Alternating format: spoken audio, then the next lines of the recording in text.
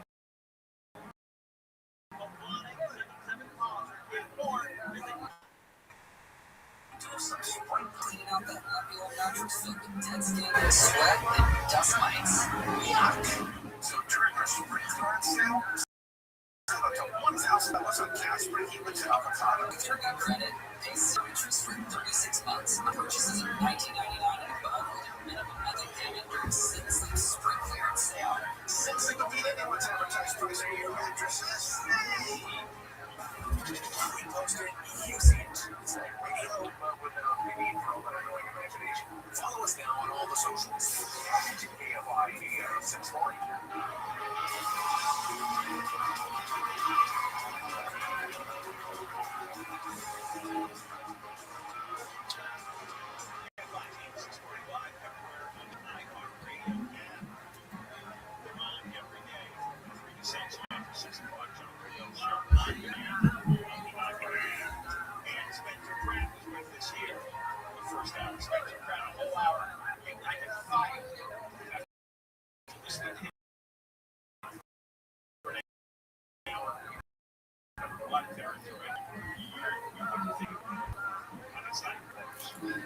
He's saying stuff.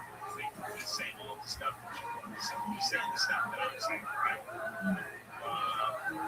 So this is a great plot happening. Because this is emergency. This is a crazy emergency. It's and on the state level, this is right. And Tim and her, they were supposed to be this week. And it was 10 seconds broadcasted, and it was going to be 6 at the time. And it's between the two Republicans or Jeremy leading those polls, Steve Hilton, #1 champion, 2. And then there's 3 more Democratic candidates at 10%. Double digits of votes. And that's what it's continuing. And very small. It's not stopping. That's fine. And then USC decided to do Mayor Sanders up there, even though he can't. Because he is a Democrat. So if you're not a Democrat, you're not going to agree with the Senate vote. He's smarter, much more conservative. Most of the other candidates.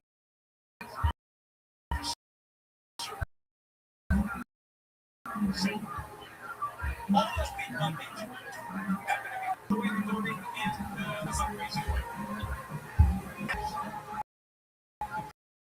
People who are stuck at 3%, they all have to be non-white. Would be 2%.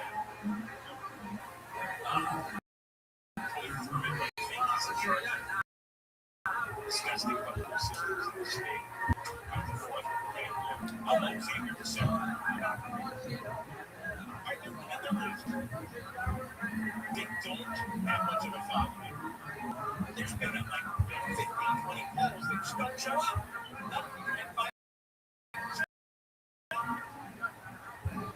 And at some point, we can't see the debates with a so everybody gets 40 seconds and then you don't learn. It's just nonsense. So you gotta cut it off. And I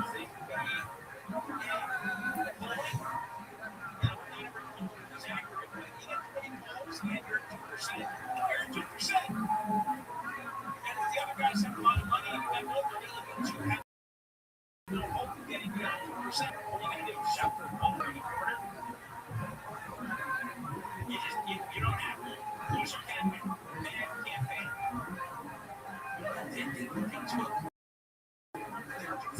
Nonsense. It's 3. We can't make sure about us say, well, everything's a color, and this is unfair. And there's no diversity. Means we're not in, what we should be in. Well, USC, they can control. Don't do stuff at home. We can't. And now this student's like I'm sick. He said, well, I think we should all make it back.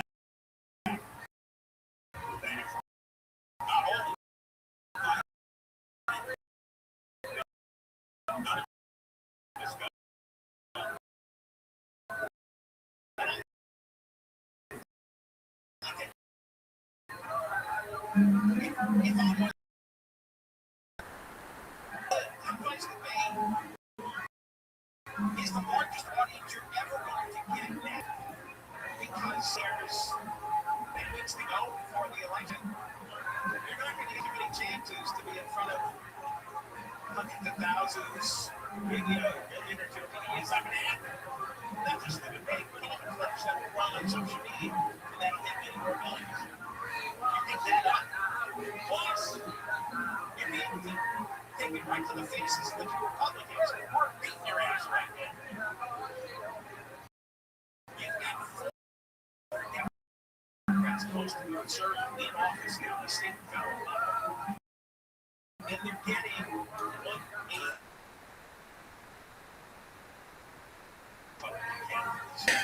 There is no Republicans 2-1 percent. You got 9 people in front of you, and you're making demands of, if they don't take me, nobody should go in and take me. And I guess everybody say yes to this, they want to live in the right, we should go in. Well, fine, don't take me. I don't think that's suicide plan that they started. I mean, they're all disasters. Don't get me wrong. They're all terrible candidates. I mean, Mrs. Netanyahu, seriously? I wake up, I look at the TV, and says, Mrs. Netanyahu is going to be governor. I don't know what I do to myself. I think self-harm.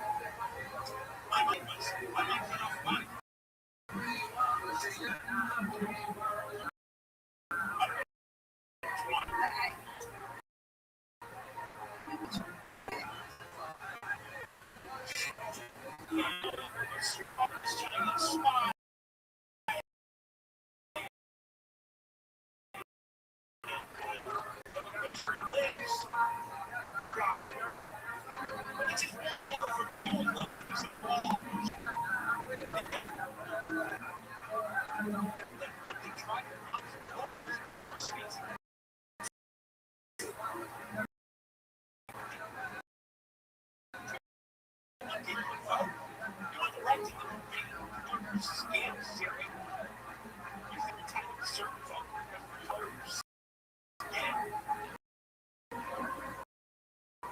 Except for really campaigning. The only thing all of them campaign about is my intro. That's we got people and it's and then I read this entry process that's been shit the last couple of years.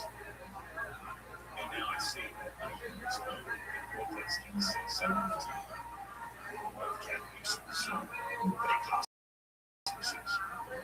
He says, well, basically, he'll say, he's like, well, it's not really going to matter because the case take over the champion, but actually they're elected, and that brings them just, we'll just recall them in a few months. It's like, oh, is this the plan? Is this the plan? They'll say, fine. You don't want to vote me personally for your man. You don't want to look at me. None of us will get an audience. We know. I mean, if we all lose, it doesn't matter. You get off. And the problem with this, total disaster. Absolute disaster. I wish we could get clear. Honestly. We need to get clear. I don't care. Maybe we can Trump could make a deal with Andy Reagan and turn him to the Iranians. Let them run the place. Because they couldn't run it anymore. Some fast arrest. Let's have an angle with quiet talk. When we come back, Southwest Airlines is being accused of charging some of their overfed passengers a fat tax. That's the headline. SFK.com. Southwest charging +5 passengers a fat tax. Tell you what, come back. Never mark line, you can't find 24 hours. Here is the latest Dodger fans. Here in the first pitch, by 30 hits.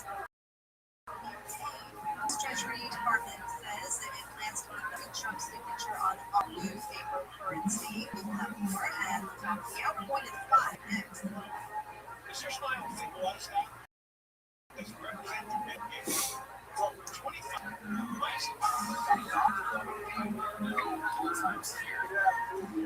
after I talk that much that radio out to send us a voice note and you agree with that? Yeah, stress-free when you join the convo in your good time. Try it now on the free iHeartRadio. Hollywood's biggest stars celebrating after Hollywood's biggest night. Big wins for one back after another. The Oscars for Best Picture, Best Director.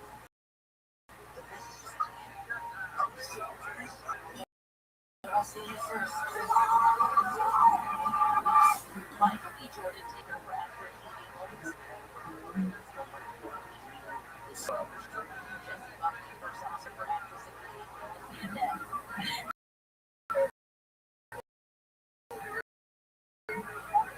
Rob Reiner being remembered at the Academy Awards. Billy Crystal laid on singer-writer Crystal McGinn having his grandchild film follows a passion for acting. Crystal was joined by his co-paramedic Sally co-star Meg Ryan and others who appeared in minor films, including Jerry O'Connell, Harold Payne, Peter Summer, Demi Moore, and Ed Benning, and others. A revolutionary technology that gives us unprecedented access to the incredible world. We call it Hopper. The film Hopper solving the weekend box office, the movie bringing in over $20 million in second domestically.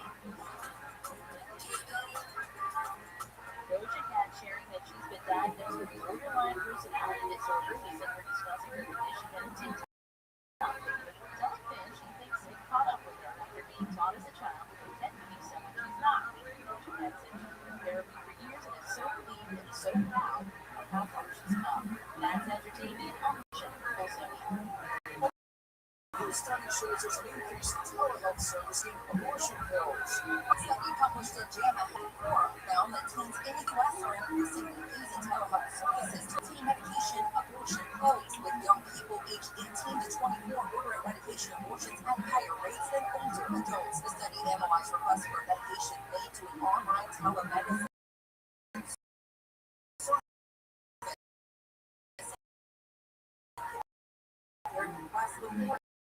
Even after the Supreme Court will wait on Gray.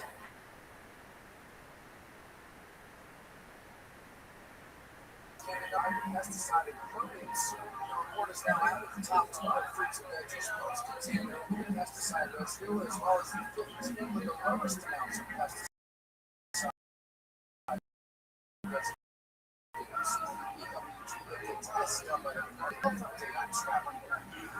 Robert is getting legal support from Microsoft as the Google startup fights the Pentagon over supply chain risk designation and temperature video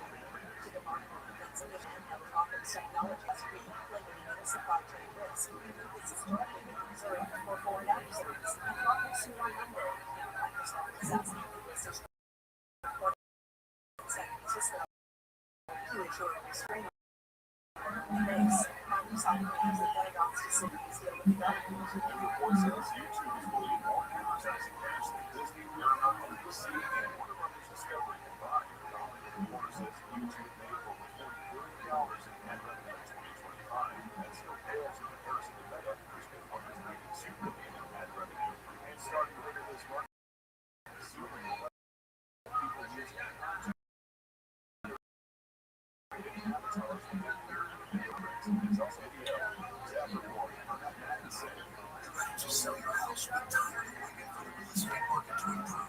Wondering if maybe will be any better or if it's time to move on and sell now. Call Windward Homes to discuss your options. Do you have a house that needs repairs or want to downsize? Relocate or sell an area property? Do you need cash quickly? Windward Homes are shopper. Windward has no repairs, no commissions, no hassle. Start days or on your timeline. Skip the stress of traditional listing. Choose a guaranteed cash sale that allows you to move now.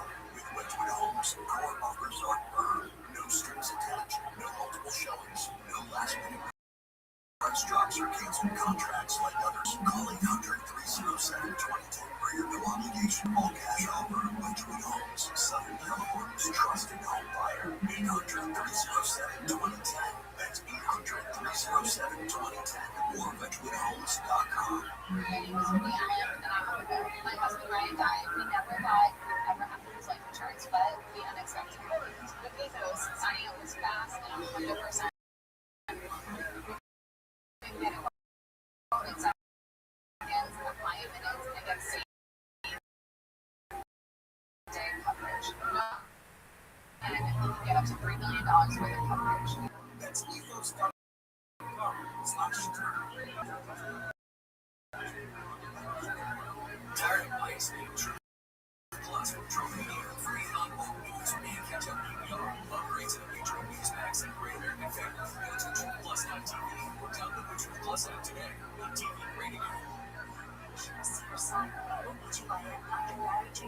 Hundreds of abuse, alleging sexual abuse, and blockers and offering practicing medicine. Attorneys Jimmy McGraw and Dana Kennedy are here for you. They recently won over $375 million for UCLA gynecology abuse victims. Only speak to a woman.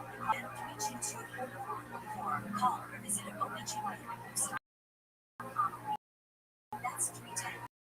322-4444.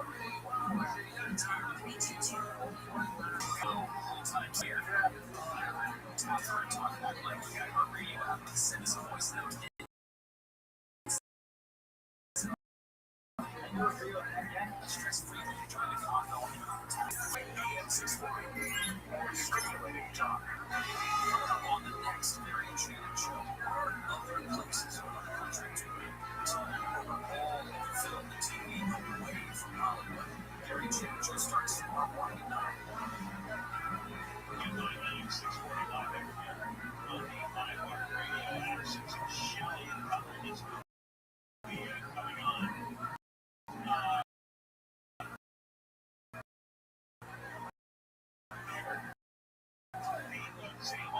Wants to tax all the criminals and homeless people. Wire, he has 67 streetlights that are there. And the city council, here has a solution is, well, just screw over the law-abiding citizens and charge them $125 million in taxes. Because we don't enforce the law. We can't stop it. Same thing. Is charging the other side to tax. That is the accusation. Story of SFG.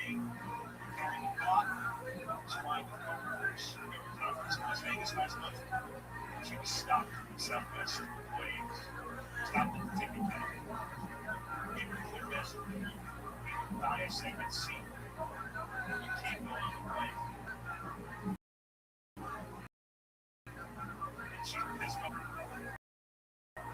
Southwest has a customer of size. A customer of size. That is the latest move for this organization. A customer service agent, they say we're singling people out of their appearance. And they force them out to say, oh, the rest of you, but you can't fit one seat.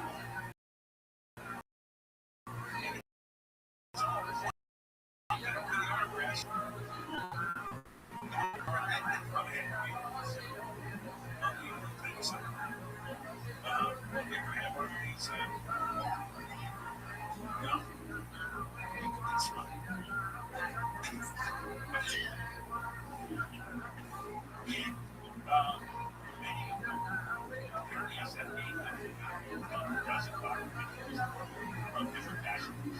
Spoke to a number of customers and said, sit down for service.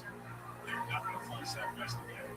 There's one woman that was carrying crossing and said she was profiled the gate because of the size. They're at the policy. Because I had orange people, and there's nothing guys. Some of these women, most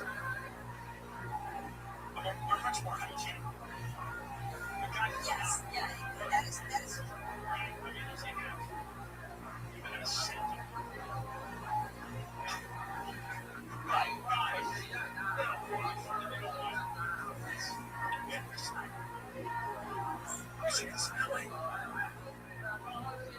Bacteria starts to grow.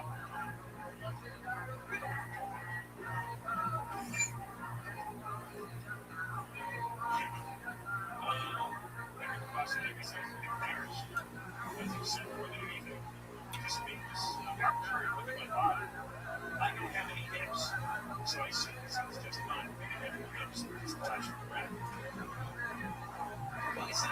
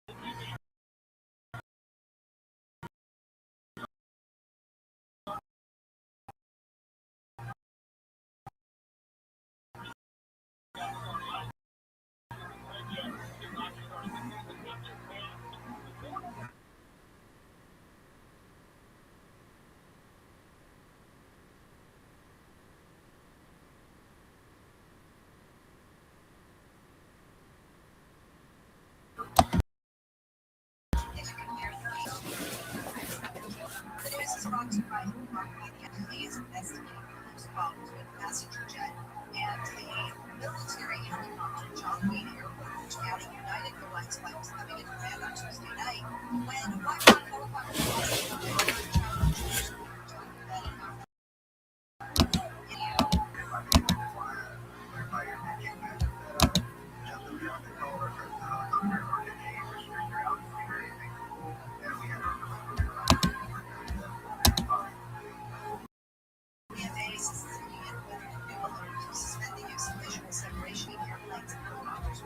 President Trump says he will sign it.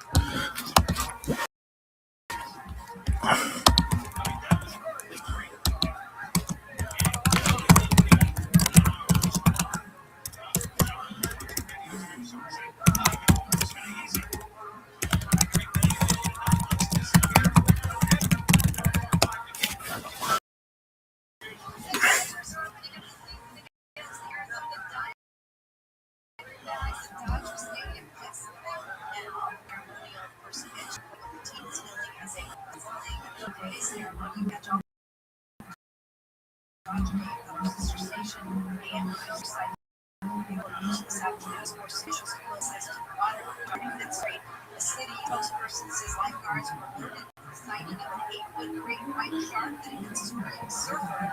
Initially, officials planned for our closure of the sighting to extend it. Governor Newsom is threatening to cut funding for cities that don't follow his housing plan.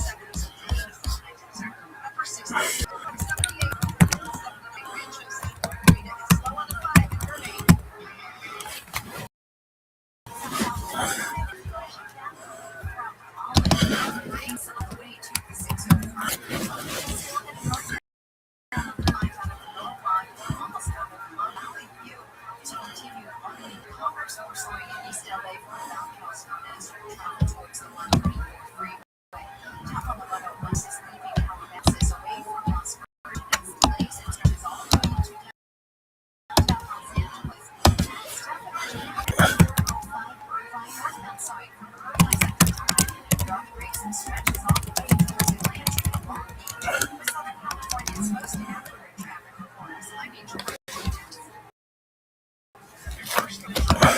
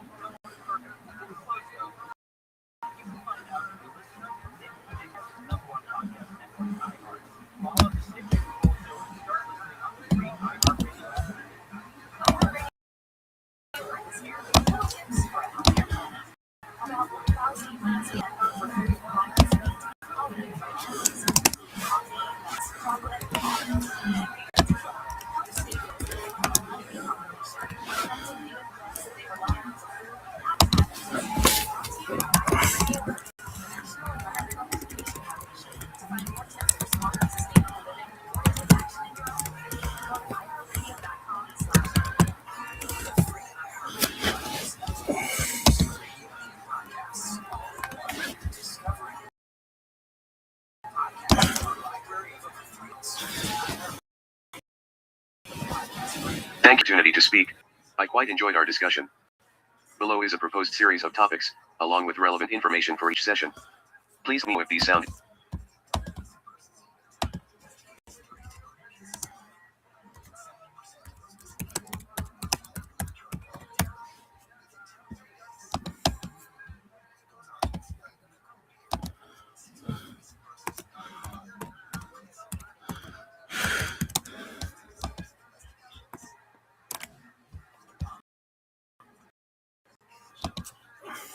Thank you for the opportunity.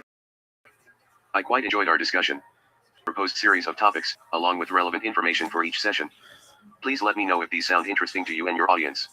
I am happy to adjust or expand these topics based on your or your audience's interests. Sincerely, Rabbi Rothschild. Mike Holt and Rabbi Rothschild discussion topics. Session 1, Life Extension Technologies. Session 2, Innovations Shaping a Better Planet. Session 3, Earth Megaprojects. Session 4, Humanity Beyond Earth.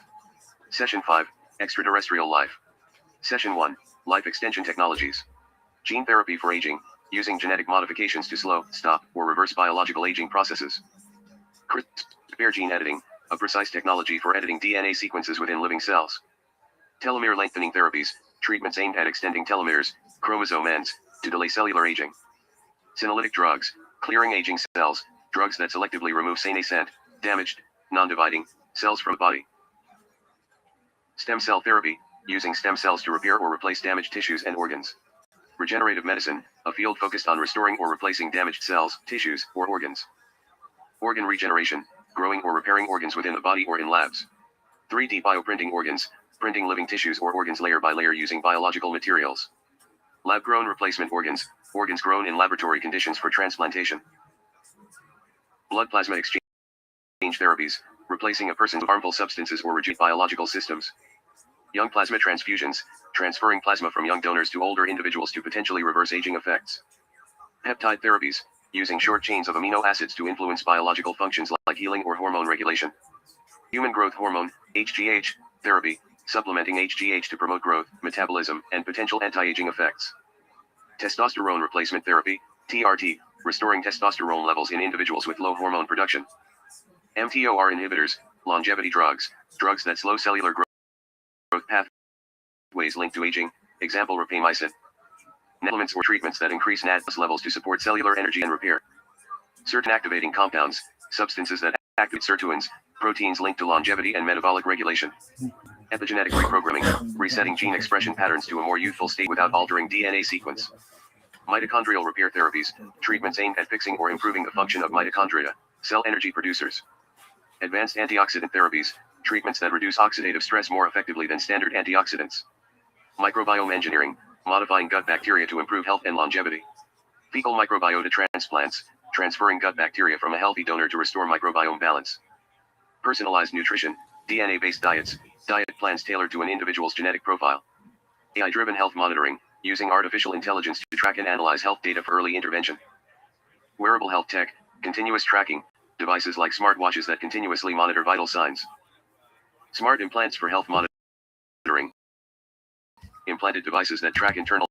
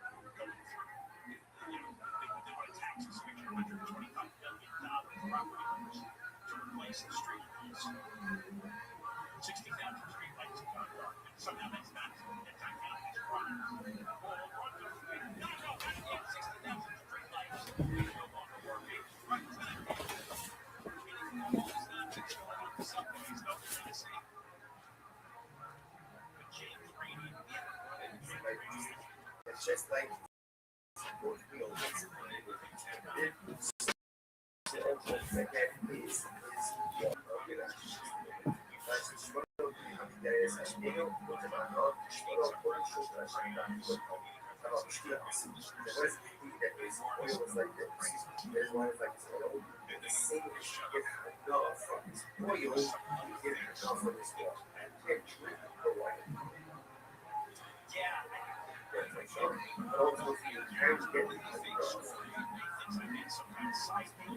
sure, dollar, every other thing, he's like, he's like,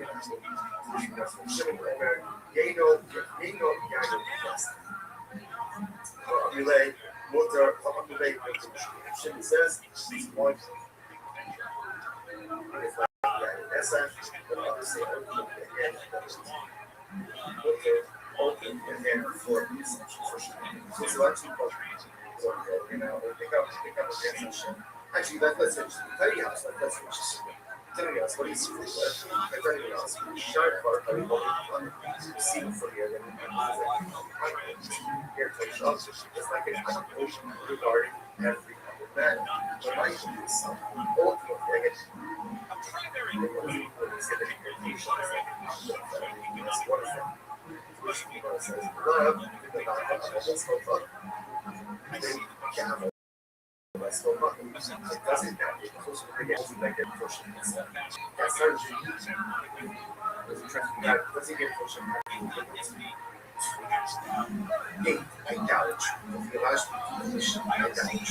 So now we just got finished saying that in this respect, your coach was but if it's not matter, it's like it doesn't matter, it's just that.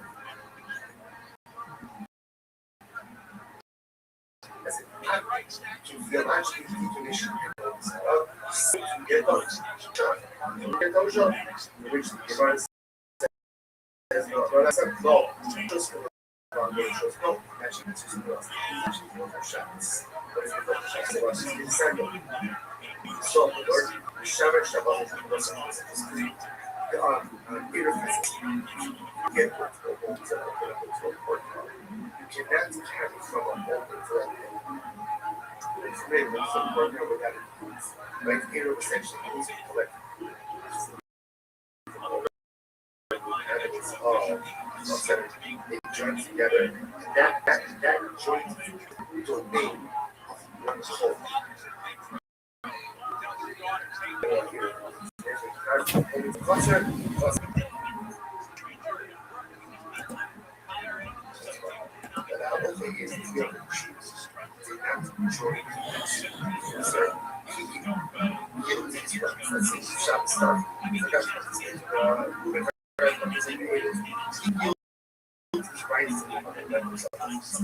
If there is a non-Jewish resident out there, red,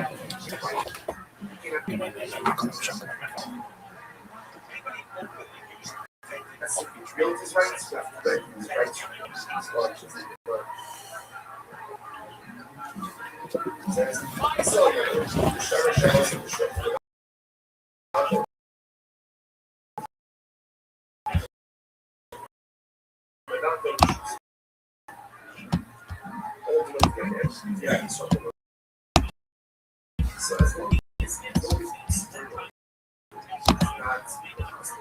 Are you happy with how that went? Yes.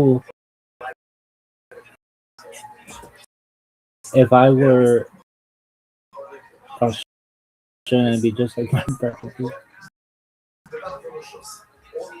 Yeah,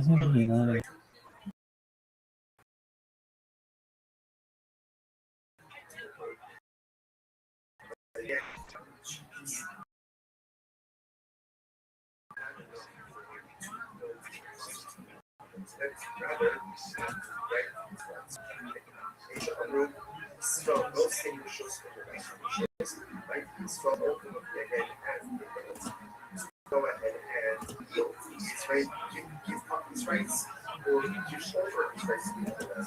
That's the only thing that she's by ultimately after that. So therefore, you were saying that what you say, so it was just false pizza, over a lot of I said, how you charge others yield this right over that.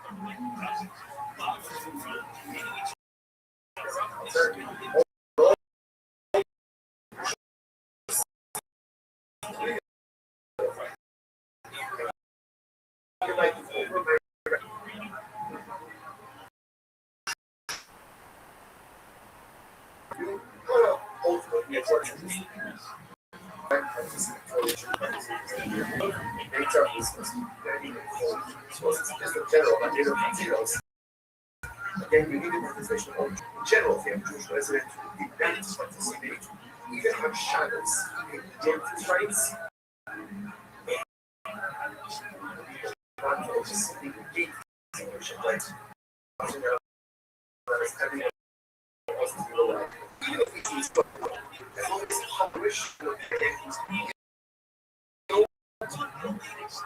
Go ahead and Oh, well, it's like it's a good thing.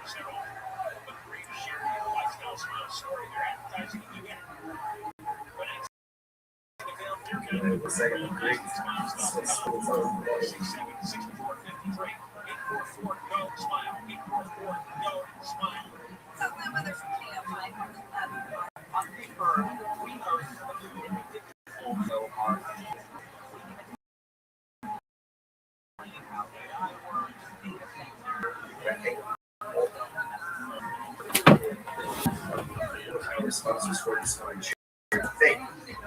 Our annual rights of this year. Sales to us from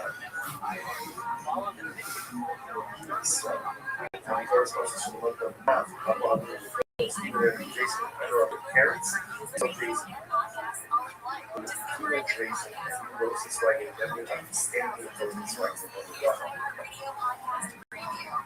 Or we can learn sponsors that more information on the site. First, show up, and then see versions of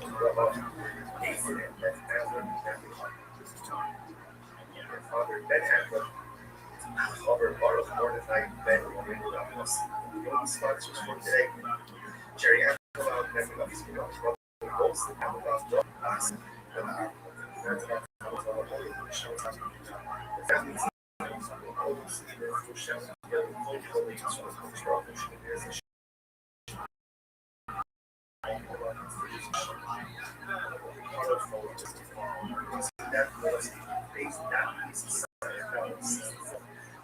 Incredible doctor. Today we are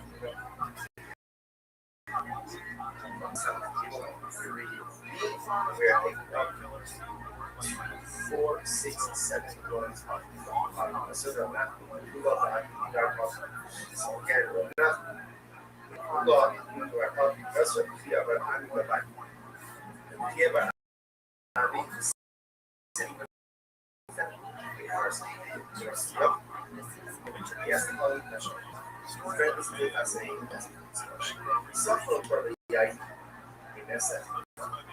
What is that? It's a higher switch to smash barrels of guidance. I'm going to take $6 now for your favorite smash these barrels.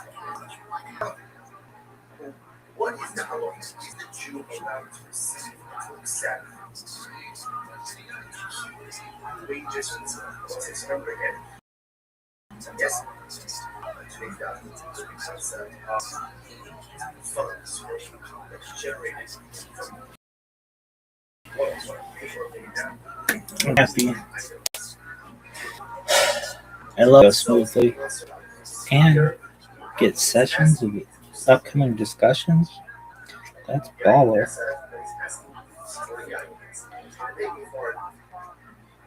So am I allowed to keep those proceeds?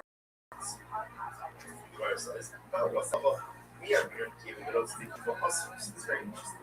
On one hand, I want existence of China.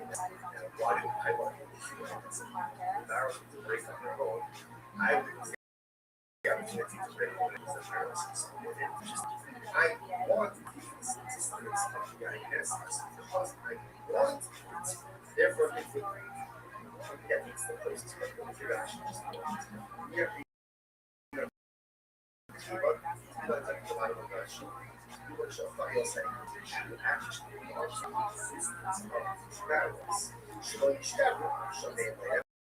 I don't know if it doesn't want to break and she shall bring gold because of us. So we say that since you actually want to right? You actually want it's the essence for being in existence. I don't want it to be therefore yes, consider from the ideas. Therefore again, it's possible. On the other hand, all the odds, all the Russia have this is instructions, I guess.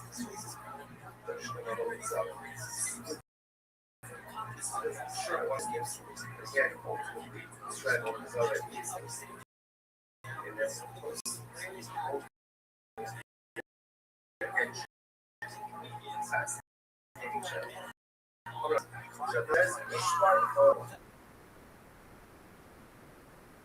get the money and go to that is which they take the money and go.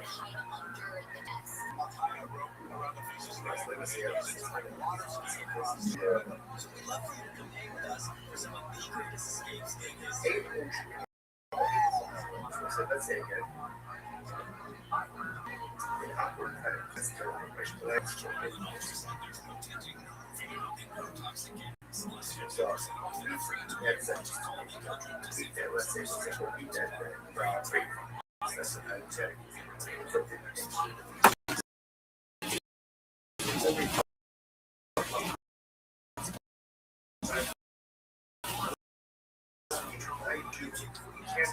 Go ahead and assist you.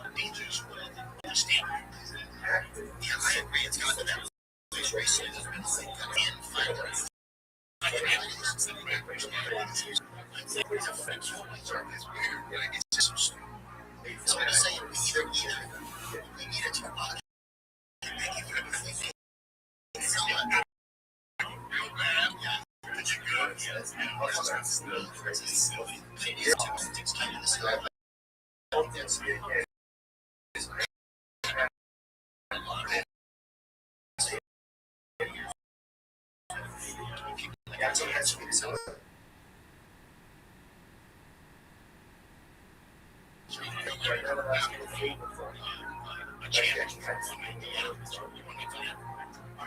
agree. It's happened for the past few years.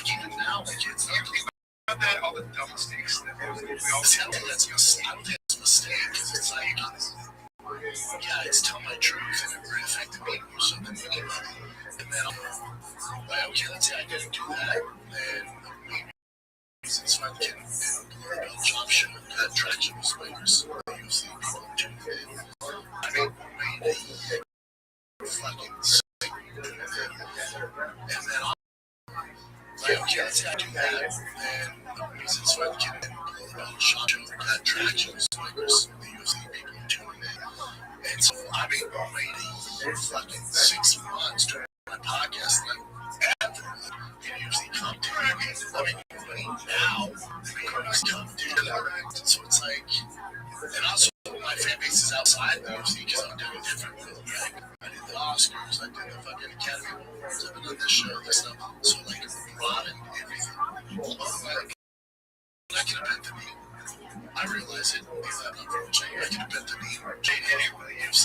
Like, no, are you kidding me? Like, now, shop, like, I criticize the UFC, and I saw them tell me, guys, like, man, can you please keep it positive? If they keep it positive, if they put effort in, I will stop criticizing. And my criticism is it's the majority of the fans have no fucking clue what's going on. All share the same ideas. We're sick of this bullshit. And it's easy changes to make. So it's not being negative, it's just being real about the current situation. That's it.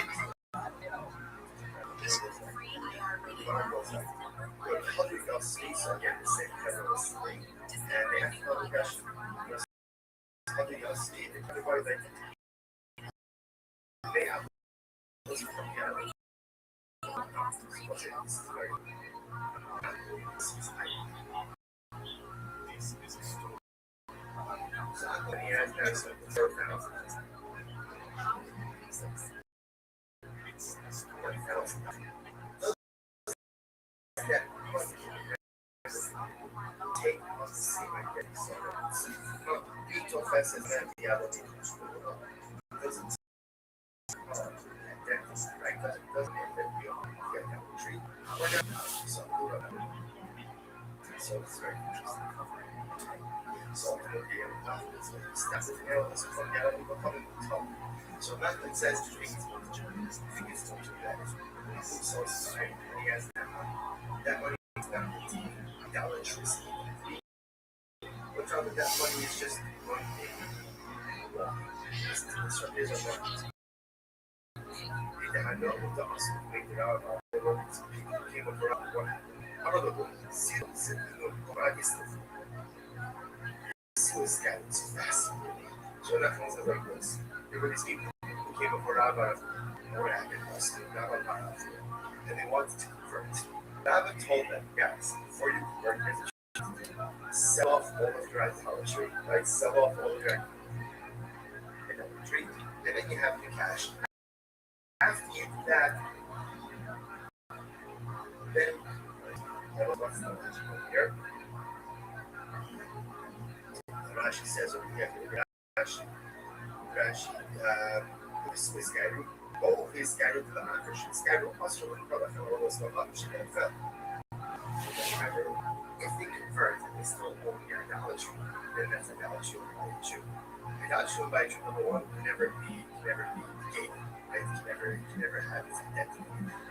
They can have enough. It tells them instead of why you're still Gentile. Sell it off. You took me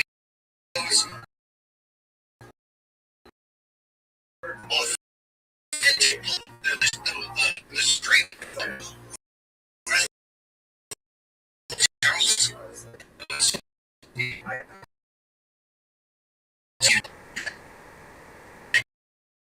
Before their ship, Luke, and it was just it was That was great. It was great. Are you doing a bit? I'm not ever sure a bit. You're doing skits and bits. Skits and bits, Luke. All right. You took me off strip to like one of those authentic places where like the.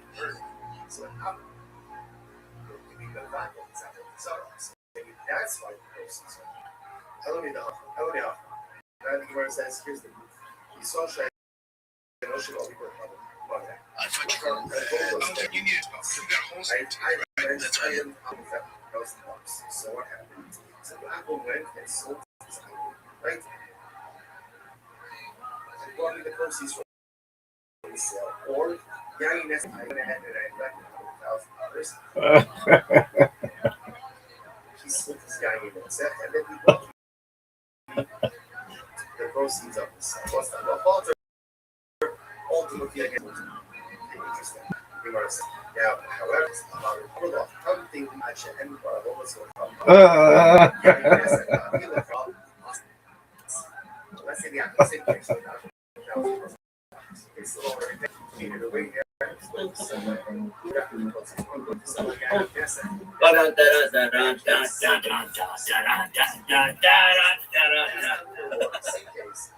What up, pimp? I have a question.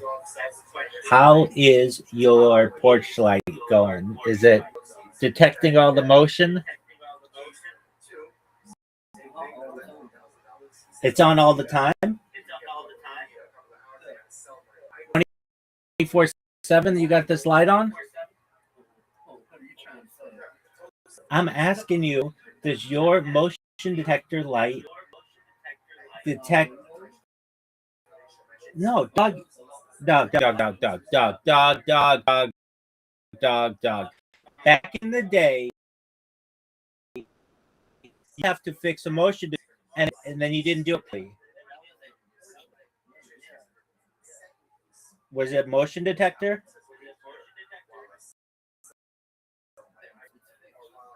Okay. Is it and I'm asking, is it detecting motion? The motion.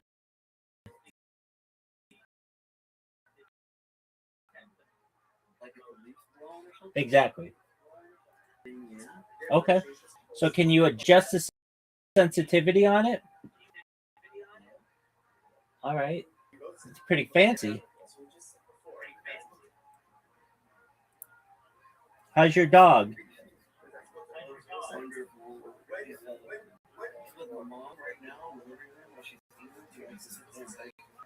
Okay. So you're what, like 10 days away from here and back from the Sherwin-Williams company? Thought the Sherwin-Williams company had to give you 2 weeks.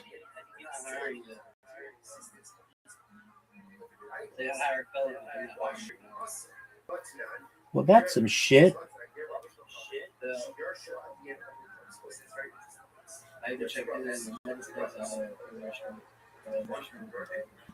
Doug, what about you?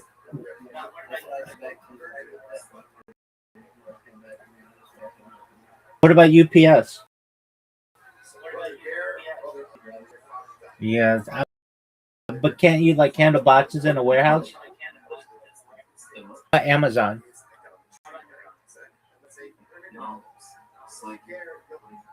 I'll figure it out. No, I get it. That's some shit. It's bullshit.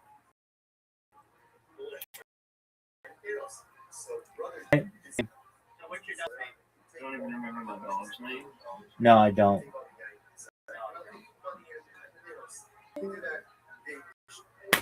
Are you fucking serious? Get out of here.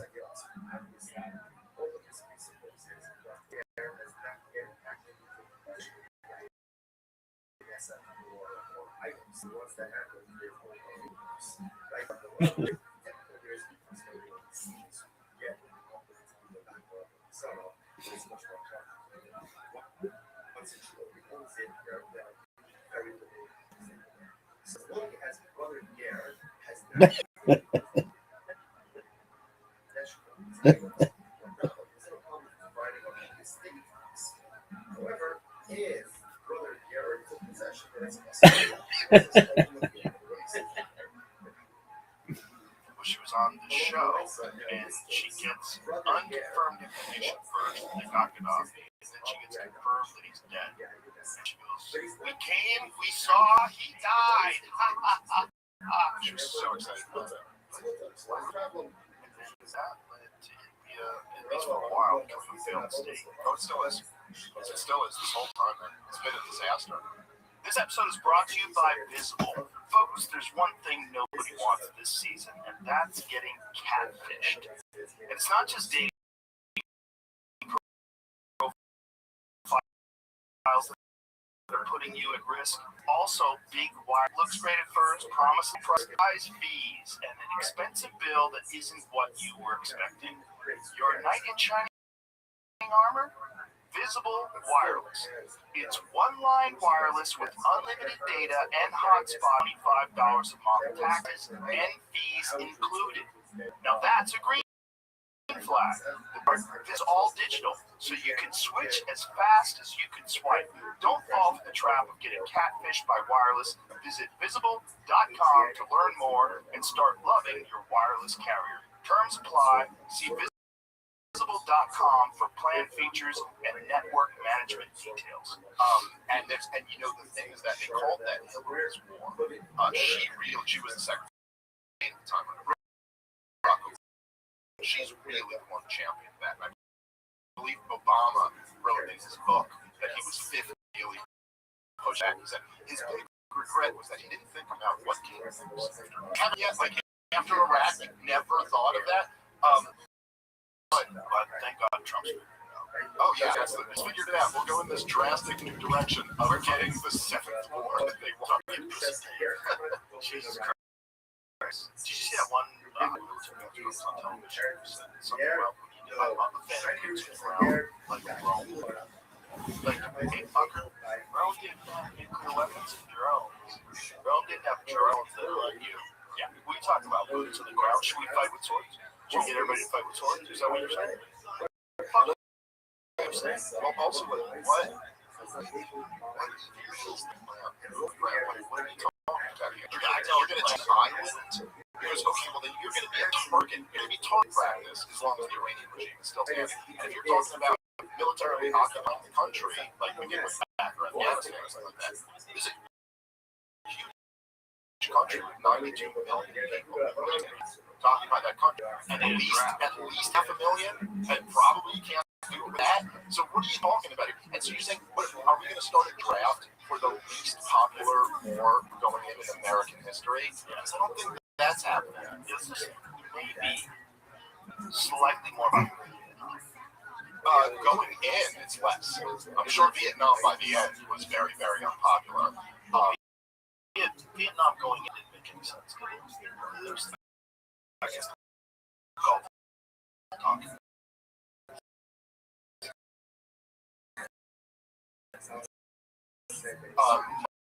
most people in America were, why are we doing that?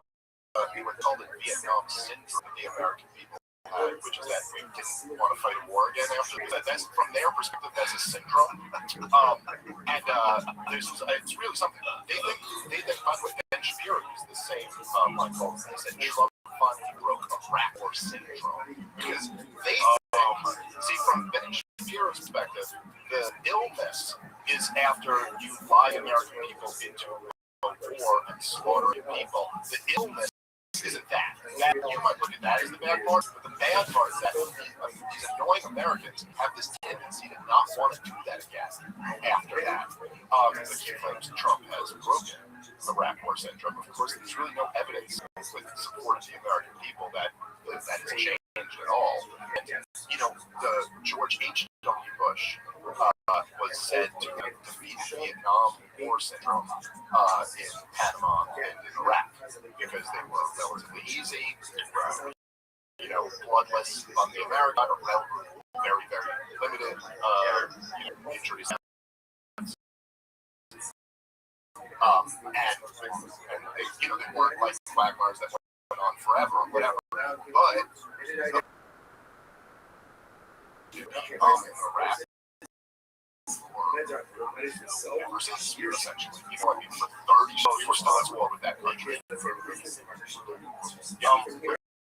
support, let's put that into our place. Current public support for first of all, that's what I would say about polls. When was the last time you answered a poll? When was the last time anybody called you up and said, hey, man, first of all, when was the last time you were was calling? And then you answer. When was the last time you said yes poll? I don't even remember ever getting called. It has to be the dumbest of dumb people that answer those polls. So then you get out of those stupid fucking idiots.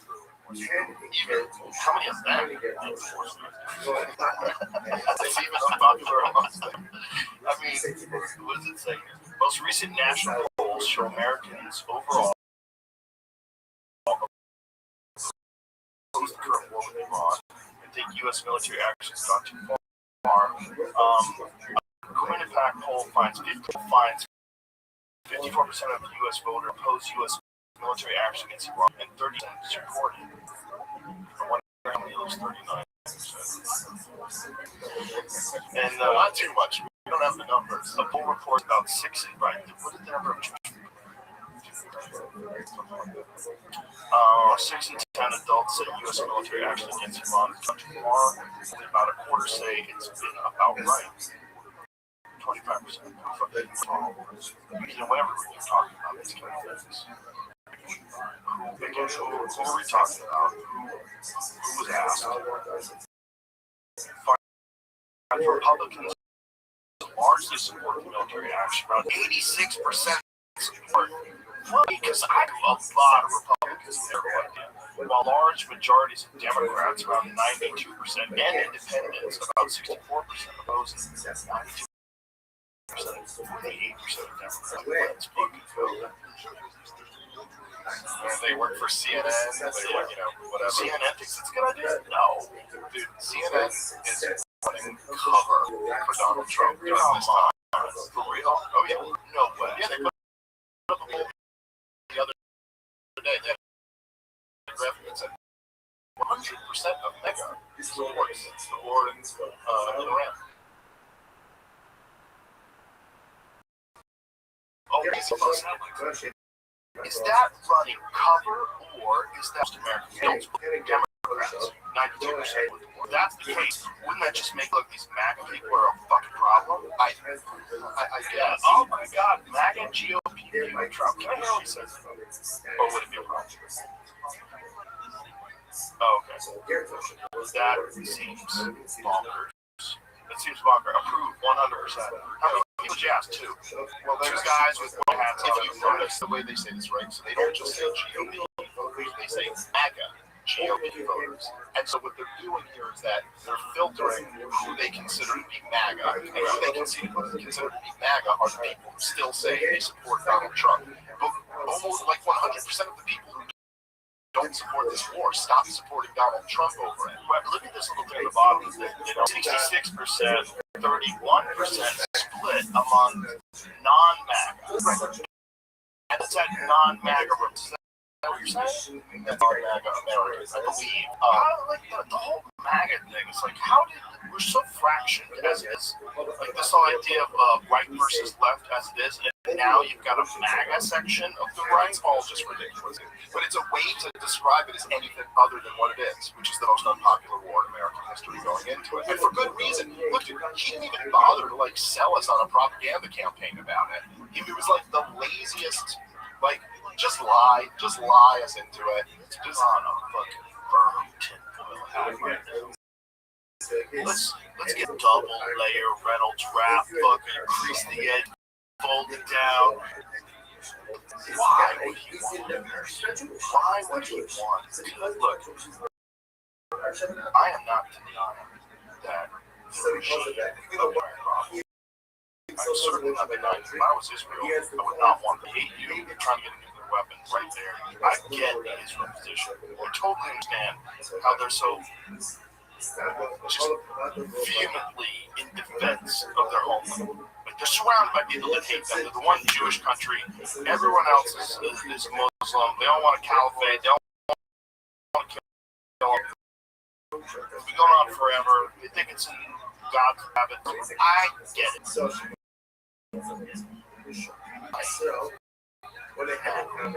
Why not?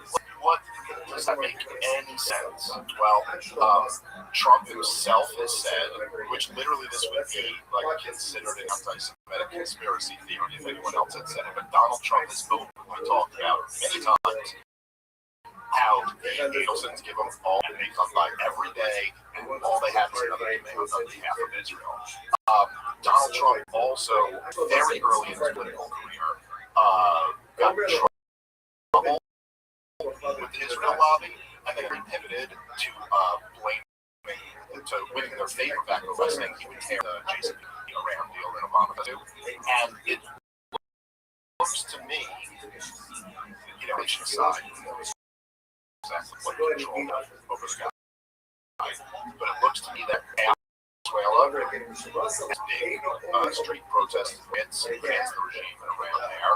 And he convinced Trump, what Joe Kennedy, the director of counterterrorism, has said to that this would be the time you could do it swiftly, surgically, and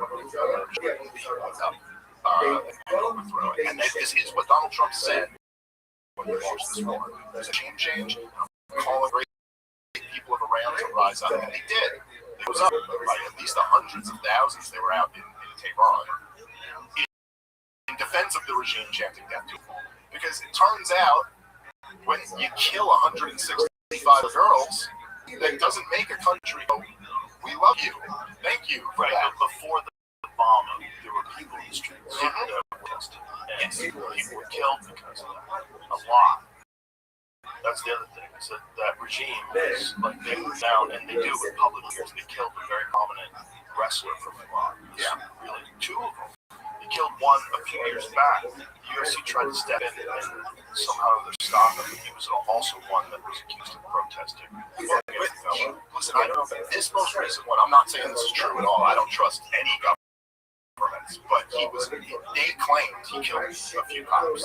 That's what the Iranian regime said he was being hung for. Now, I don't know the wrestler. He was convicted of that, whatever that means, in a run, or, But I will say this, right? Donald, when he launched this war, there's been a whole lot of false claims that have been made. But he said specifically that they killed 32,000 protesters. There has not been a shred of evidence presented to back up this claim.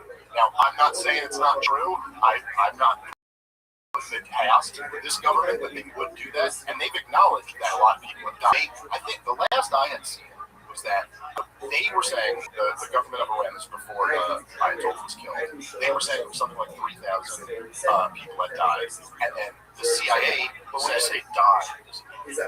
That's unclear. That's not what they're claiming. But then the CIA did a piece of the Wall Street Journal.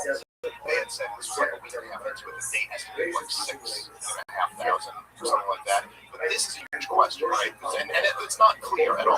Like, were they lining people up and just executing them for the crime of protesting? They hung That's it. The people who had been killed ran protesting the top 30,000 local health officials in the times. As many as 30 people could have been killed in the streets of Iran.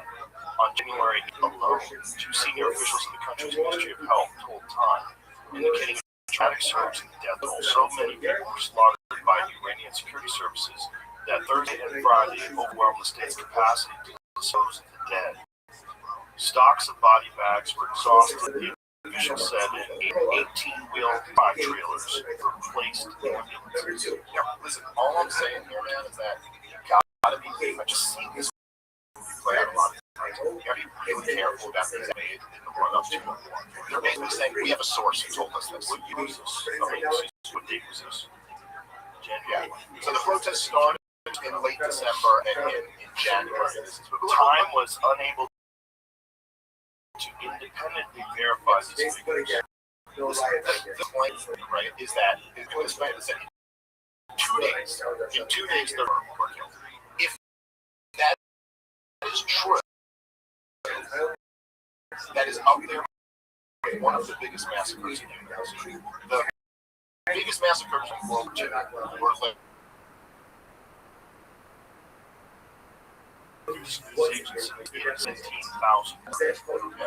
so that's at least close. So we're in the neighborhood. We're in the 20s. Just if what they're investigating turns out to be accurate. If that's the case, but we're talking also here, Joe, about like defunded U.S.-based NGOs who are really ram hawks, And I'm just saying, like, the claim here is that around, I saw a bunch of the Zionists online when this was first coming out back in January. They were like, oh my God, they've already killed half as many people as died in Gaza in just a couple days. So you're like, right. That's how. Right? I mean, like, if you just from following Vietnam style, carbon for 2 days, that's the type of death toll you'd be looking at. Well, so because they don't have the internet access. So they shut down the internet during that period. So now, all I'm saying is that if you had numbers like that, you would expect there to be some evidence that and there's like one picture where they point to like a couple dozen body bags and I'm like, see, look at this. But look, maybe it's true, maybe it's not. I'm very skeptical of these claims right before we launch a war. But I think the other point is that, at least according to some evidence of this, right? There were police stations that were burned, there were mosques that were attacked. These were not just peaceful protests. I'm not saying they don't have a right to violently rise up and overthrow their government, whatever. But all of the hawks in the West were saying these people are trying to overthrow their government. And in the past, our agents were telling us to have engaged in various practices. We have conscripted certain people to go and fight things on fire, things on these events. These are celebrating fundraisers most of the way that there was a side within the protest. So, but then look, I don't know, but also the thing is, right, they are trying to overthrow government. A government will kill you for doing it. And that's true about every government, including our own. If an armed protester went to try to overthrow government, he would kill those people who were actually a threat to Ashley Abbott was murdered. That's right.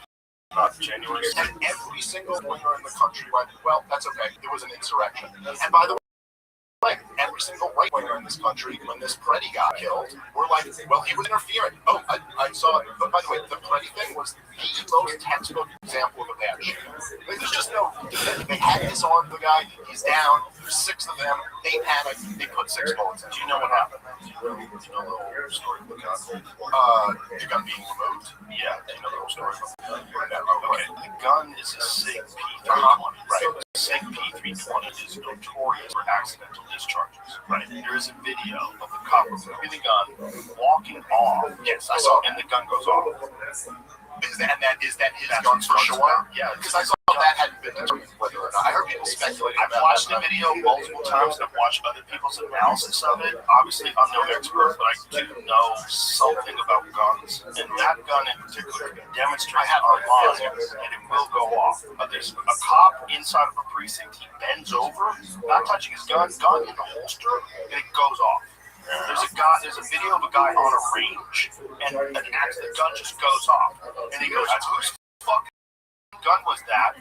And the range master goes, is that a... And he goes, yeah, that fucking gun off of my range. Wow. Because it's a P320. So SIG, I should be real clear, SIG makes a bunch of guns that are awesome, like the 365 is like one of the best carry guns in the world. There's a lot of guns they make that don't have this issue. But that particular gun that Preddy had, one in the chamber. It's not going to walk around with one in the chamber at all for. I'm just saying, the only point I'm making is that like they wanted to execute the guy. I'm just saying, like, had the guns hit from them, they didn't communicate that to each other. They freaked out. But literally all it took was seeing one video 11 days earlier where he kicked the back of a cop car. Right. And for every right winger to go, yeah, whatever. So all my point is about this, looking at this the Iranian regime, it's just not clear. Like, what are you actually accusing them of? Are you saying that somebody was trying to overthrow the government and the government mowed them down? Are you saying that they lined up protesters and shot them all in the back of the head simply for voicing their opinion? Like, none of this is made clear.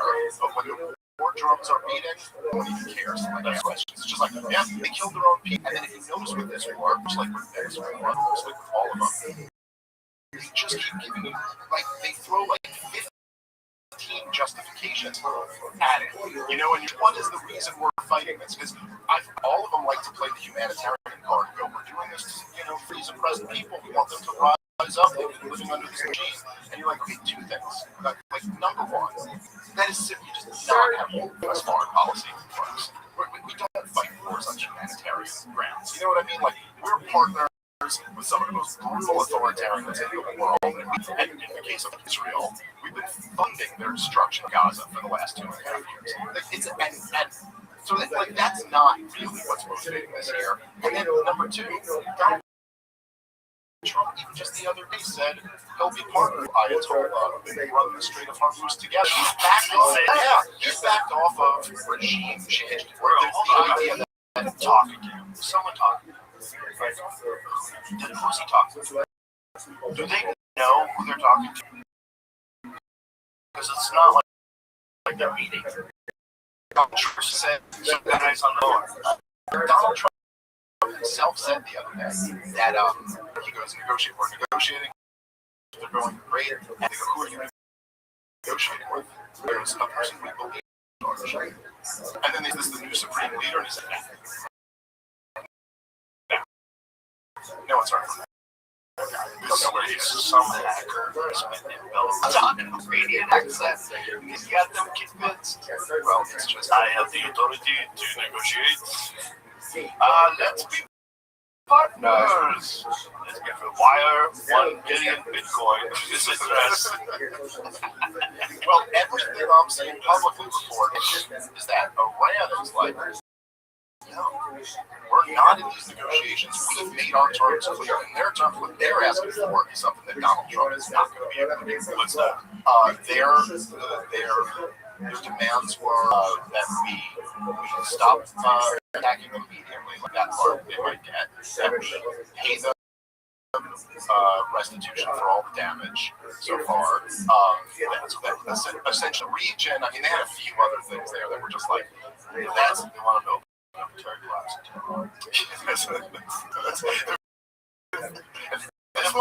This one was really important to us. Like Terry Black's it doesn't seem like if he's not really negotiating with this guy, that's not true. He's just like putting this out there in public negotiation ploy. What it costs to help is you're not. They believe very religious people. They're fanatical. They believe they're going to go to heaven. They believe they're martyrs. They're fighting for Allah.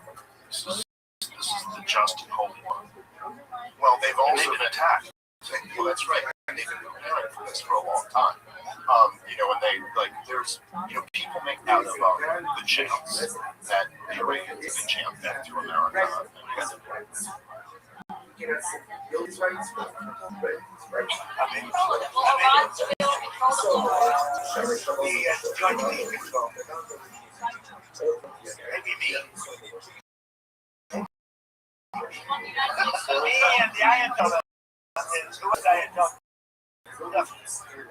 And there'll also be a very serious form of checks. Now, in all fairness, everybody's been killed from the regime. There's automatically a change. But we're dealing with some people I find to be very reasonable, very solid. The people within know who they are. They're very reasonable. And maybe one of them will be exactly, well, look at Venezuela, how well that's working out. This is such a fucking mess. This is such a mess. I mean, this is just ridiculous. And the thing is that a lot of people, I've spent a long time at this point being against this war.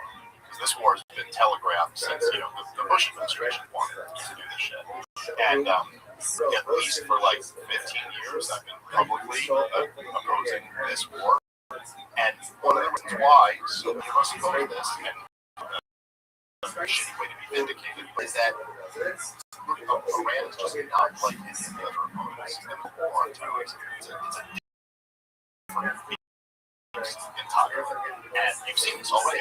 We never dealt with any of this with any of the other countries. You know what I mean? We had one of those other wars, which is all essentially like, it's just like, meaning like if you do this, we do this. If you do this, like we're forever. It's kind of like that's dominance. It's a lot like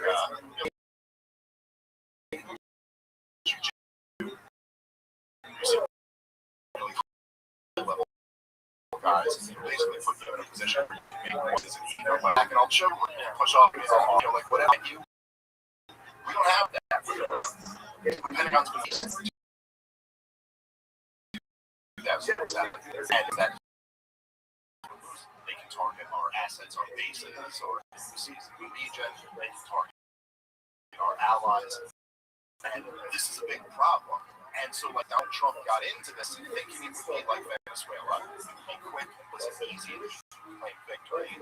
Now that it's not gone that way, it seems like he's kind of scrambling for what the off ramp is. Now, at least I give Donald Trump, as angry as I am with him, like, at least it is true that he's looking for an off ramp, it seems like. And he did this with the 12, right? Like, he saw an off ramp and he took it. The problem here is that this war changed the calculation from a perspective. That much is clear so far. You know, after 9/11, all countries in the Middle East and North Africa, all the ones, essentially they all waved the white flag. All of them.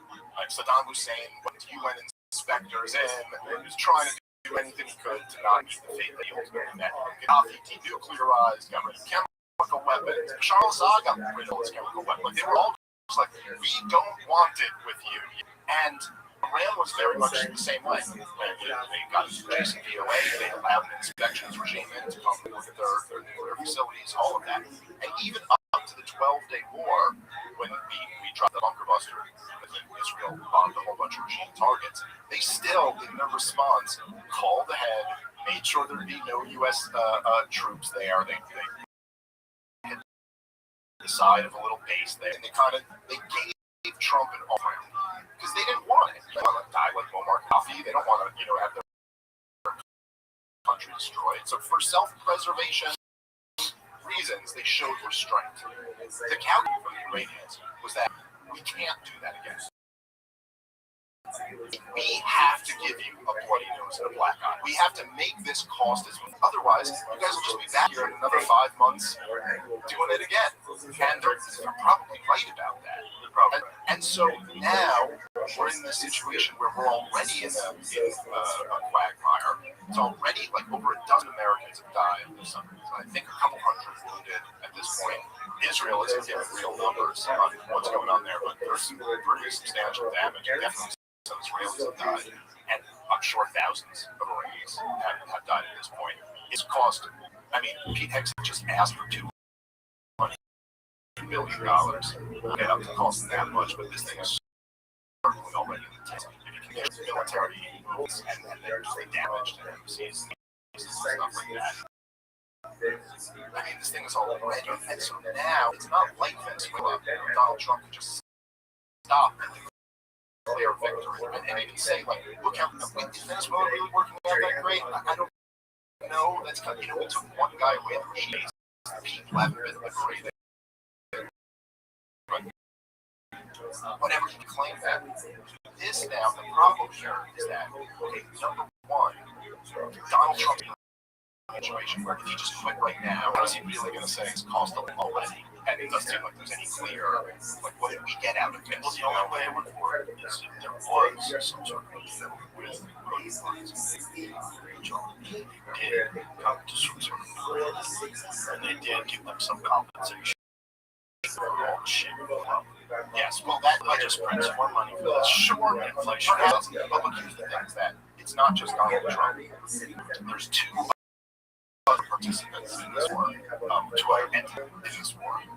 Iran and Israel. Okay? Is Iran going to accept that? Maybe, but look just like the 12th war. Look at the position. We're relying on the mullahs. You know what I mean? Like, that is not an ideal situation to be in. The other factor is that there's Israel, who also gets it for some reason, because we allow them to. And Netanyahu is very clear. And he even said require ground forces. Do you remember the moment during the 12-day war when it was the closest ever came, like flipping out on Israel? And he said they don't know what the fuck they're doing. It was like that Israel and Iran don't know what the fuck they're doing. Because Donald Trump, so after he drops the bunker busters, he goes, you know what I mean? We're taking the off ramp. And then he said, I want to work at a ceasefire. And then after he said that, Israel started lighting up Russian targets, just bombing the crap out of them. And they weren't bombing nuclear facilities. They were just bombing like government buildings. And they've been doing a bunch of that in this war as well, bombing local police departments, things like chaos. Because what they want is what they've been getting from the rest of the war terrorism. They are quite happy with a Libya model or a Syria model. They just don't want anyone that's organized as they don't. It's all about Iran's working for Hezbollah. It's that they want southern Lebanon. They just cats in the defense minister just announced that. That's crazy, right? That's what's about to be occupied. That's what it's about, man. And look, I mean, it's not, again, this isn't like a conspiracy theory. The guys all tell their own work. Benjamin Netanyahu was asked point blank a few months back what he thought of the Greater Israel Project for all these years. You can't let the Palestinians have a state, because then how are you going to take that all over something? That part of Israel. And the U.S. ambassador, not the Israeli ambassador, the U.S. ambassador to Israel is on record saying that God promised Iraq to Benjamin Netanyahu. And that God promised Lebanon and Saudi Arabia and the West Bank and parts of Syria, all of this is greater Israel. Harris, where are you out on that? Where are the new atheists when you could finally use them for something? Hey, that's pretty crazy. Is that how we do politics? We work on this ridiculous religious superstition that somehow, when God said Israel in Genesis, referring to the state that was created, that they named after that happened. This would literally be Jesus Christ. And then I told you, you have to worship my son. Look, it's right there in your Bible. No, you named after that, dude. That doesn't count. Crazy. They took the spot where it was. Yeah, they took over, and they did it in a yeah. Listen to some of the cultures that translate soldiers talking about they smile in 1948. Yes, because it wasn't in 1848, right? You know what I mean? Like, these guys were alive. Maybe not so many of them now, but like 20, 30 years ago, you could put a video camera in front of one of these guys and ask them to tell their story, right? And 78 years ago, wasn't that long ago? Yeah, that's right. That's right. And so, I mean, the idea here that after 25 years of catastrophic failure, launching war choice, wars of aggression, allowing the American people to just slaughter millions of people and like bankrupting this country, really severely degrading the country with these wars. The idea that we would jump into another war of choice for Israel is just too. This is crazy, and especially when it's the administration that really want to get out of this game of fighting stupid. That was what we were also. That was the one that he was saying, promising the super independent. We were on the fence. This guy's no wars. But he wants closing the borders with a great idea. He wants no wars. Down and out. Yeah, well, especially considering the fact that, well, like, even if there are some who don't like, the guys are saying if you want to keep fighting forever wars, and this guy is saying we should stop doing that, that's enough to go, well, then he's better than you on that. And don't get me wrong, I mean, I endorsed Donald Trump in 24. You know, people give me shit for this. Like that's going to be shit for it. But I kind of view it. I will say, maybe I'm a little biased here because I love you, but I don't think I'm being biased. I really think you play an enormous role in kind of like standing up to the progressive Democrats and their narrative over the last, decade or so. And it's really hard to kind of overstate how crazy they were, how much of a threat to this country they were. And sort of for anybody who wants to give shit to anyone voting for Donald Trump, it's like, hey man, the alternative was the party who bragged about, first off, insane woke shit, like poisoning the minds of children in a really grotesque and abusive way. They gave us open borders, flooding the country country with people. They gave us all types of COVID tyranny based on pseudoscience. They gave us the most reckless foreign policy in American history, which was this proxy war on Russia's border. And they were pretending the president wasn't seen when he clearly was, detonating the fourth quarter, who was not democratically picked in any process. And so, sorry, like, it does make sense that other people went, okay, we're going to go back with this other guy. Also, there was an interesting dynamic happening in 24 where, okay, this wasn't, Donald Trump, they had actually in jail, and tried to murder him. We got any answers on that one. He now had Bob Kennedy with him. He now had Tulsi Gabbard with him. He now had, you know what I mean, Gigi Vance, like a lot much more non-interventionist. There was reason to hope that maybe it wouldn't end up here. But anyway, I guess my opinion is that you played such a huge role in this night, Professor Extended played a role in standing up against a lot of that in Saturday over the last years. And I just feel like after 24, this coalition is together with Donald Trump for the first time ever wins the popular vote in every single swing state, and really more remarkably, one of the youth and the culture. Like Donald Trump went from being like the cultural pariah to being the guy like John Jones is doing the dance and it was and that whole coalition has been destroyed. And now he's going to hammer the country right back over against Democrats who've been fighting so hard. All for what?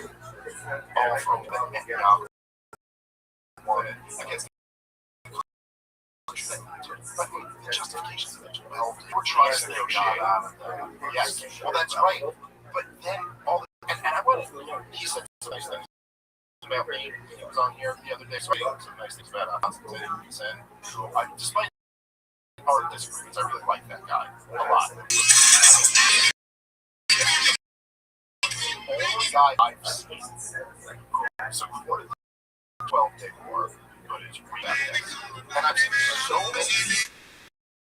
Well, it's unbelievable. It's one of the first 48 hours of it. They're like, all they want is to stay out of it. Then, like, the third day, they're like, all right, they do need some help shooting down the missiles that are coming back toward them, but whatever, this is just defensive, you know what I mean? Like, you don't have to get fucked. Then it's like the next day, like, all right, throw that bunker busters, and you drop the bunker busters. But then their whole, like, defense of the 12-day war was like, look, it didn't cost us a lot, it didn't turn into NASCAR. Now, we're at, okay, we'll find all of that happening, but it's still a good thing. Constantine was the one guy I saw who was like, no, I supported that one, but I am not getting on board with this one. And I give him a lot of that. A lot of that. I think they're best shows, but they were not. They were always reasonable. They were ideological. You have opinions that you may or may not agree with, but that's one. Yeah, great dudes. I really like I get in a lot of like the shit show like arguments. I find myself in them. I probably should be better. I'm just not engaged, but I'm not, and I'm petty. Like where it just becomes like an insult thing, or like an Alex Marin. It's kind of embarrassing in hindsight, but like I don't know, it gets me really angry. The guys call it the Holocaust denier or something like that. Well, that's crazy. Yes. Yeah. Not my fault. I have a thing where, like, look, I'm really into this shit, and I nerd out on it, and I'm obsessed with all of it, for whatever reason. It's just like my calling, like, stand-up, drama get hard. And so, like, as soon as someone goes, oh, I want issues, you're like, oh, you want issues? It's like, I'm pretty good at issues, so, like, I can do that. You're probably not used to hearing this type of issue conversate with each other. But one of the things that I really appreciated about Francis and Constantine was when I went to do their show, it was just like, it was genuinely a good show. They weren't trying to like win or get a clip that they could go, we destroyed Dave. And then once they do that, I'm like, okay, well then I'm not trying to do that either, man. Like, let's talk about this shit. That's always what I'd rather do. But the thing that's really interesting about this moment is that because the kind of corporate media propaganda apparatus has been completely destroyed, and because the internet and social media and podcasts are where people go now for conversations and debates and news and all this stuff. They're kind of like they're running the apparatus. Like Israel Israel in the last 2.5 years is down like 50 points in the polls. American approval. Like they've just been. It's a drastic change like I've never seen on any issue. It was the first time in our lifetimes where it's been an issue that we are dealing with consequences of the relationship. That's right. There's never been a time in the past where we're completely aware of there's no other reason why we would be going in. Most people don't think 100%. If it wasn't for Israel asking us to have consistent visits to the White House. Oh, you can't even pretend otherwise. I mean, people can. Yes, well, they try to, but Coleman Hughes just got in a debate with Glenn Greenwald. I saw that they did it. I'm not watch it. Yeah. And it was, I got just staying off. Yeah, well, I'm not going to put anything on my own phone, and I'm not going to be able to look at it. So when I have to post things, I'm going to post it on my other phone. It's not going to do it. I'm not, because it eventually, ultimately, rots your brain. But you do get debates and some excitement. I don't know what Coleman's argument was, but Glenn and Coleman were arguing about Israel's influence on this. Well, I'll be very interested to watch that.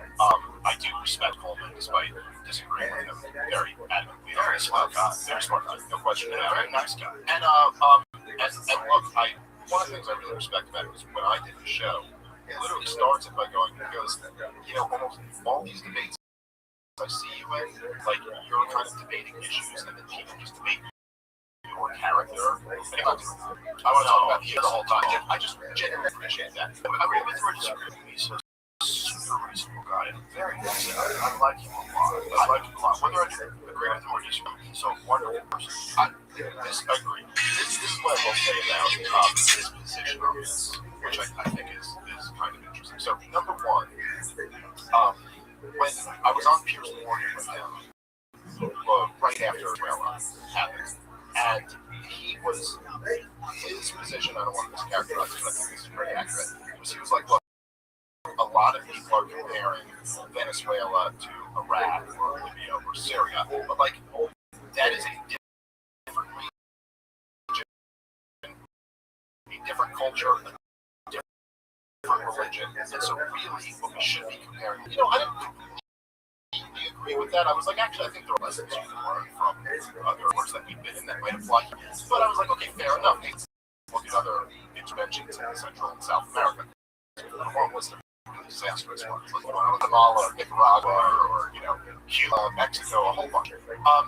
But then, when this war in Iran starts, I don't see him going the equal opposite of that. Going, hey, now that we're at war with Iran, this by Iraq and Afghanistan and Libya and Syria, because you know what I'm saying? Like that would be the flip side to the other position. And so I don't see that. The other thing is that when he's arguing with me about, because I was arguing that the ViralRabbi and the Israeli government were a huge part of why we fought the war in Iraq. Right? And his big point that he stuck to, a lot of the Hawks stick to this, is that Ariel Sharon was actually the sitting prime minister at the time. He was actually in Iraq. Now, that's not exactly true. He wanted George W. Bush to invade Iran first, not Iraq. And then when he got to that Iran next, he got on board. You can go look at Sharon's speech. He gave a speech, I think it was in August.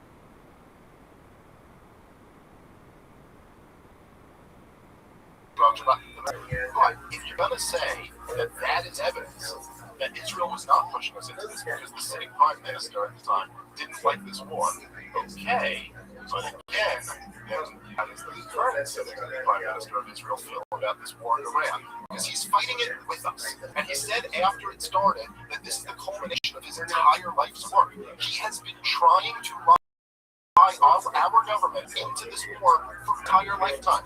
Coming here, he testified how many times? I've heard of testified cartoon at the UN. A bomb cartoon with the percentages of the enriched uranium. And like a Daffy Duck bomb. Not like the bomb that'll blow your ball around. Blow your ball with the fuse. He was already up real high. He was on record saying that Iran was to be 5 years away from getting a nuclear weapon. I mean, he's just lying through his teeth. And there is something. There's something profoundly disarming.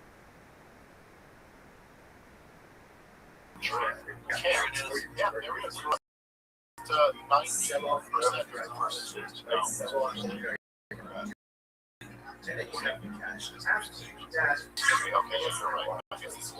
can't go there.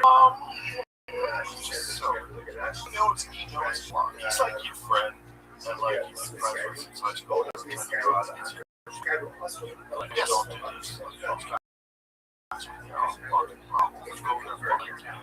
All your buddies like you. This guy, I use that exact analogy with Josh Hammer at Princeton University. And maybe it was Charlie. It was one of the times. It's an exact analogy. It was like, is Israel and Alan? I was like, no. It's like, they're not a good friend. If your friends get you in a bar fight every night, then stop hanging out with that guy.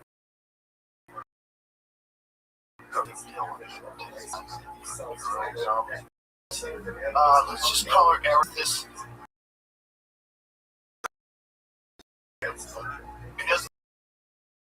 Because you heard Jenny.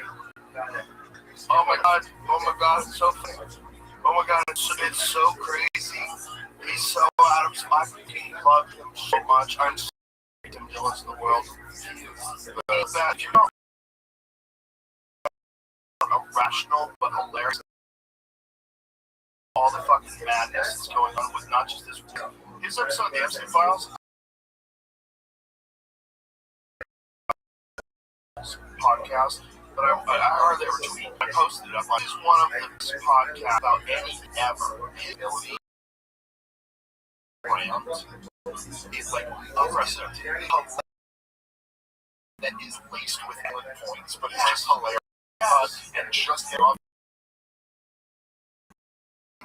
And he's sober. He just puts on his magic face. Or not to but he burns. But this is really good. Here's something that anybody else can do. His ability to blend sarcasm and just celebration of chaos.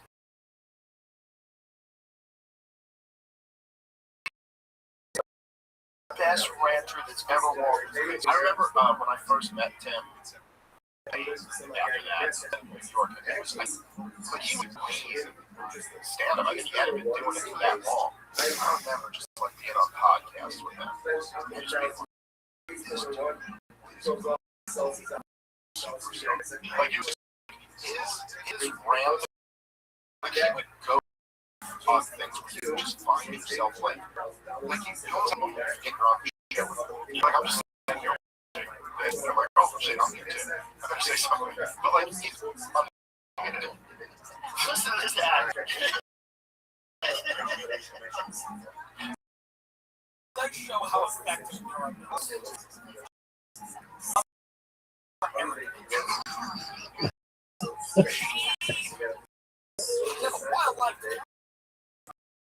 She was amazing.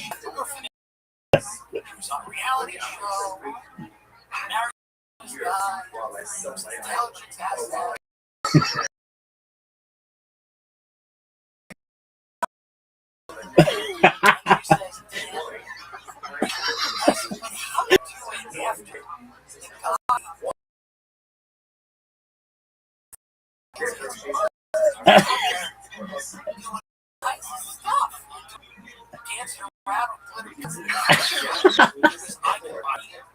But I'll tell you, but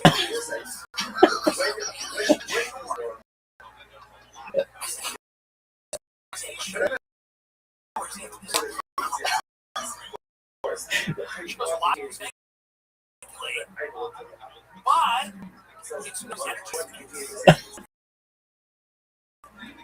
She's full energy and focus is powered by natural caffeine, healthy, the need for calm focus, and vitamin and B6 for Whatever they're paying her, they should. yeah, it's not enough. No one needs to go. Well, they'll also just make you remember that. That fucking energy mint.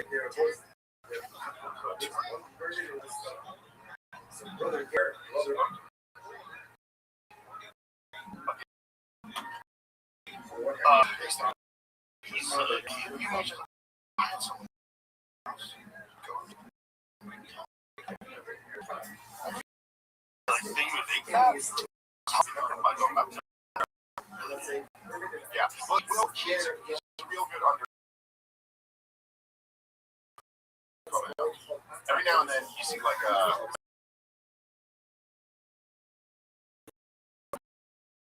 broke every time. It was always kind of snob, but I was like from this restaurant. I got good food. Good food. Because he's like or whatever. Oh, I saw it for a second there. He used to have money because he had money, but he was selling. Yeah, it's like the subprime. Yeah, the housing crisis. That's right. And he was doing cocaine back then. Did topple the economy. He was part of it, but then the comedy more than made up for it. More than made up for that. Yeah, he belongs in front of that. The glasses on. Just goes on. Yeah, he's so fun. And listen, Epstein files today. Dude, his thing about Sam Harris having some genocide. Like what you would think this whole such a great take on that. Yeah, we're part of a really cool group of people.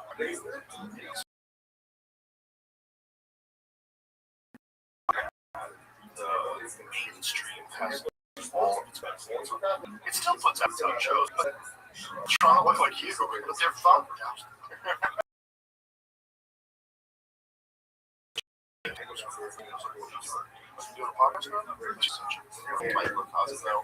It's almost painful. Like, oh my God, can you? I mean, like, I would explain this to you. No, it wouldn't work either because they're so. It's like if you get a dog, that dog has been maybe a cat might be better. You never had a box in the house, the cat's pissing all on the carpet. You are always going to have that cat piss on the carpet. That's what that cat does. You're not going to fix it. If your entire life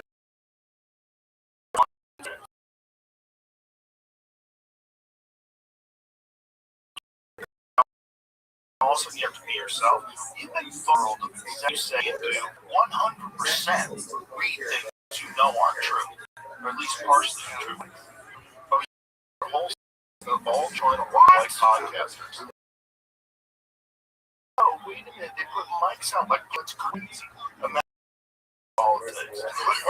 But Jim talking about completely missing the point, right? Fundamentally missing it. They go, they actually go. So people have left what?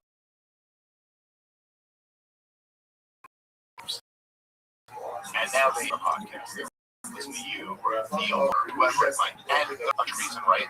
Why people, why you've been number one for so long now, is because however anyone feels about you, you're authentic.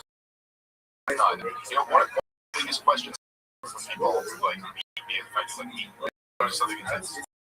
What's Joe Rogan? It's a question I get all the time because we're buddies on the show a lot of times, and you know, people are like, I always tell them, you already know. You know, like, you already know. He is that guy. That guy. You know what I mean? Like, he is. And people like that. Whatever you think about it, he's authentic. He himself. That's right word. And because the media are all liars and have lied to the American people. 17s trust you, and so then their reaction to that is going, podcasters. I know! That's the whole thing! This is just proving further how unauthentic you are. You're taking meetings on this?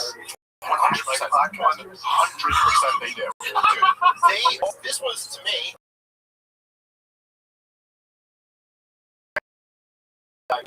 You know, maybe we can shit about for Donald. I should have known better. Critic of him this for the second term. But the best thing about Donald Trump winning 24, and predict this right, I'm not always the best with predictions. I'm pretty good on the issue, but I'm not great at predictions. They're tough. But the best thing about Donald Trump winning, the corporate media finally admitted it. They had been pretending for so. We used to joke about. I remember coming on and we would joke about how Stelter always, whenever he talks about, kind of go like the fringe Joe Rogan, like as if he's the extreme, and we're the fringe. The numbers aren't available to all of us. 200,000 was this is 20 million. So how is fringe and you're the mainstream? I think they would thought that. Well, they believed it, but then 21st, the election, that's when they all. And then the talk point to find another Joe Rogan. The Democrats need to find a Joe Rogan. Whatever. Remember, that was like, so they kind of admitted that podcasts have become mainstream and we are the friend. Right, but the dumb part of that statement was you already had me fucking idiots. Just lost. I'm not right, and I'm.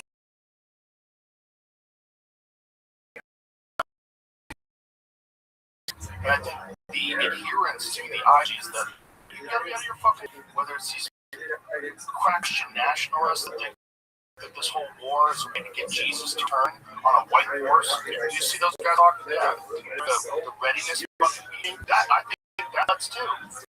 The woke shit and all the chaos of the fucking last 4 years of having it completely open and justification. I'm not on everybody's side. I'm on side. So the Democrats aren't ever going to get someone like me. I'm not with either or. Either or. I'm with whoever fucking makes sense and no one makes sense. And I think I am really good. President complexity is going to make this country fairly and balanced. Yeah, I'm willing to try it at this point. Fucking serious, man. As long as to harm people, so that's to manage society. It's a big if. If we can get that, well, sure. But what you just said, I think. Well, this is something.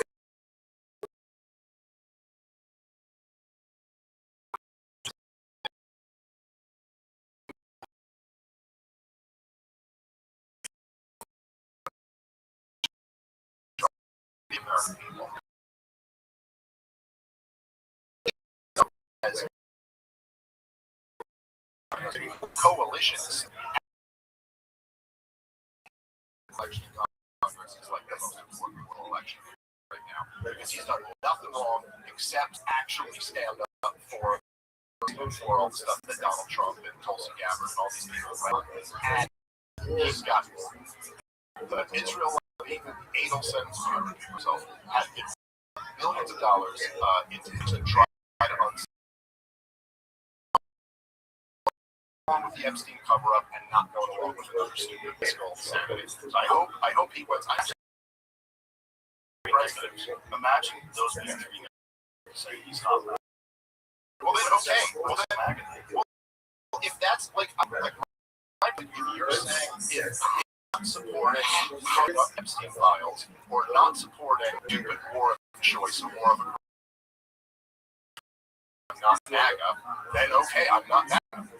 I'm not attached to the phrase "Make America Great Again." I don't care. Fine. It sucks. Here's the thing. Well, America greater, I'm down. But make America great again, and then it becomes a lot of them are dorks. A lot of them these really weird fucking.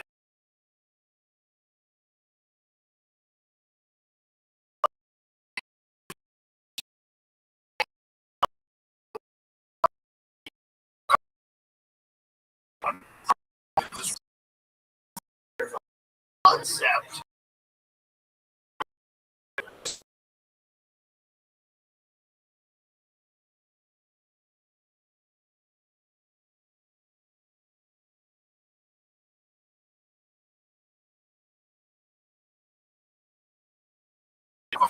Team, you allow a fucking team from fucking Indonesia saying shit. So that's a part of MAGA too. Stop by becoming a part of a group. Whether it's a Republican group, a Democrat group, a fucking woke group, whatever, fucked up by being in a group. Yeah, what George Carlin said, people are great as individuals. Yeah, when they get in a group, man, this is the worst thing in the world. And that's why it should be about your principles and what you believe. And you should look like I've said things about Tulsi Gabbard over the years, and I was extremely critical of her over since last summer to now, because I think she's lying us into a war, which is the war that she was always opposed to. The one, what she sold no wars with Iran t-shirts. She put these policy lines. So, well, that's a big statement. Yeah, absolutely. So last summer, so Tulsi Gabbard had given her the Director of National Intelligence does every year. They give their annual threat assessment, and she testified before Congress. And she very clear, an annual threat assessment, that Iran was not attempting to build nuclear weapons. That they had not yet made the political decision to attempt to build nuclear weapons, alone, are actually going for it. And she testified. Before Congress saying the same thing. For negotiating, Israel attacked them. Then she had some posts where she goes, Iran could be weeks or months of nuclear weapons. Sure. This is if you can find it. This is from last June. Right? Is that a fact? They're enriching uranium up to 60%, and they just have to enrich it for the ability to use their weapons. That is a couple of months away. Now, not before it would be that to make it deliverable things, but aside from that is that at the time, Iran was still JCPOA. They were still, it's like, what is that? This is the Iran that Obama got us into. Obama palsy, the butcherer of Libya, Syria, Yemen, surged in Afghanistan, but in Iran, he made a deal with them. And the deal, but it wasn't just with the U.S. and Iran, it also involved Russia and France and England, and there were other two. And what up, Brendan? Iran couldn't enrich it. And they were staying in it. And they created Brandon, How's your day going? All right, what do you want me to do about it? No, I was just saying he's got accounts in here. I thought I was looking for somebody else that was in here. The only other person I see is Jason. Are they all cool people? Absolutely. What's new? Yeah, are you streaming? Are you streaming right now?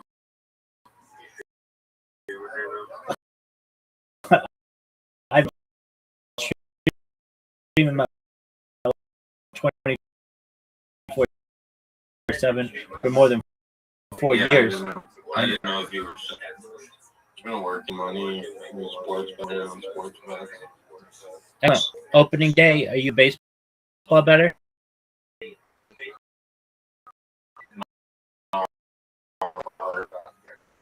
Bro. All right, player to bet. I bet Austin Reed. You ever been be high over under on blocks? No. Huh. I got back into betting like a day ago. Okay. Very well. Who's going to win the NBA championship this year? Good question. Lakers.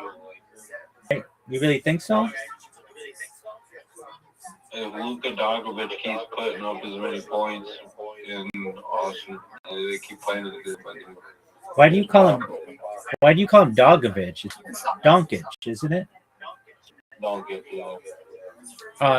All right. What about the Thunder? Do they have a chance? I don't know who's playing for those. Dog. Why, right? I don't think so. That's So the you, only person I've ever played for. dog. How about Kevin Durant? I remember Kevin Lee. I lived here. How about SGA? He.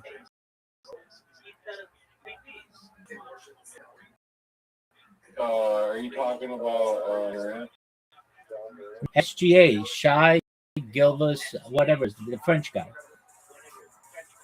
I don't know who that is. Dude, he won the fucking MVP this year or last year. His name is Shai Gilgeous Alexander.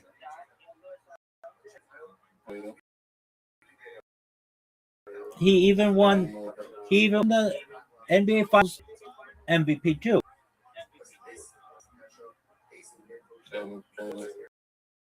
Oh, he's Canadian.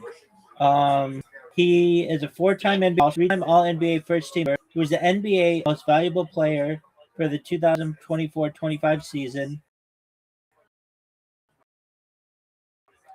And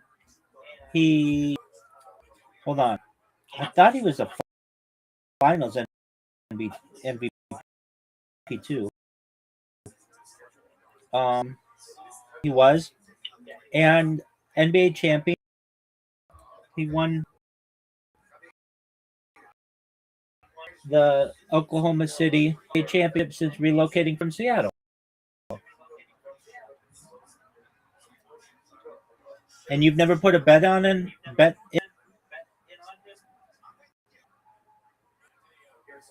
I said, I just heard that a day ago. Okay. What about Steph Curry?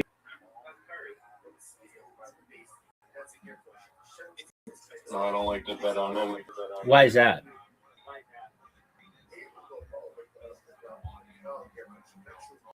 Just having it. Okay. How'd you find out about me? Huh? How'd you find out about me? Aiden's Discord. Oh, okay. Very well. That's been dead recently.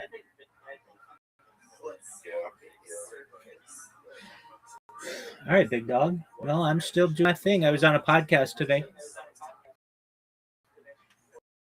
Yeah. How'd that go? So the person who runs it wants me to do a 5-part series. So I sent him a breakdown of what I think each session mentioned. The second is improvement of the earth projects. The fourth is like terraforming of like inner solar system and space travel. And the fifth is on extraterrestrials. How's that sound to you, Brendan? Sounds good. Thanks, man. All right, well, I'm going to go back to watching Joe Rogan. Feel free to listen. He's here. Joe Rogan. What one, though? The one that came out today with Dave Smith. Have you seen that? All right. Well, it's a good one. You should check it out, son. Do you ever tell Tony? All right, I'll take that. Yes. Inspections regime was ran, so they were having full inspections. They weren't written, but the deal only if America gets out of deal, they can enrich up to higher.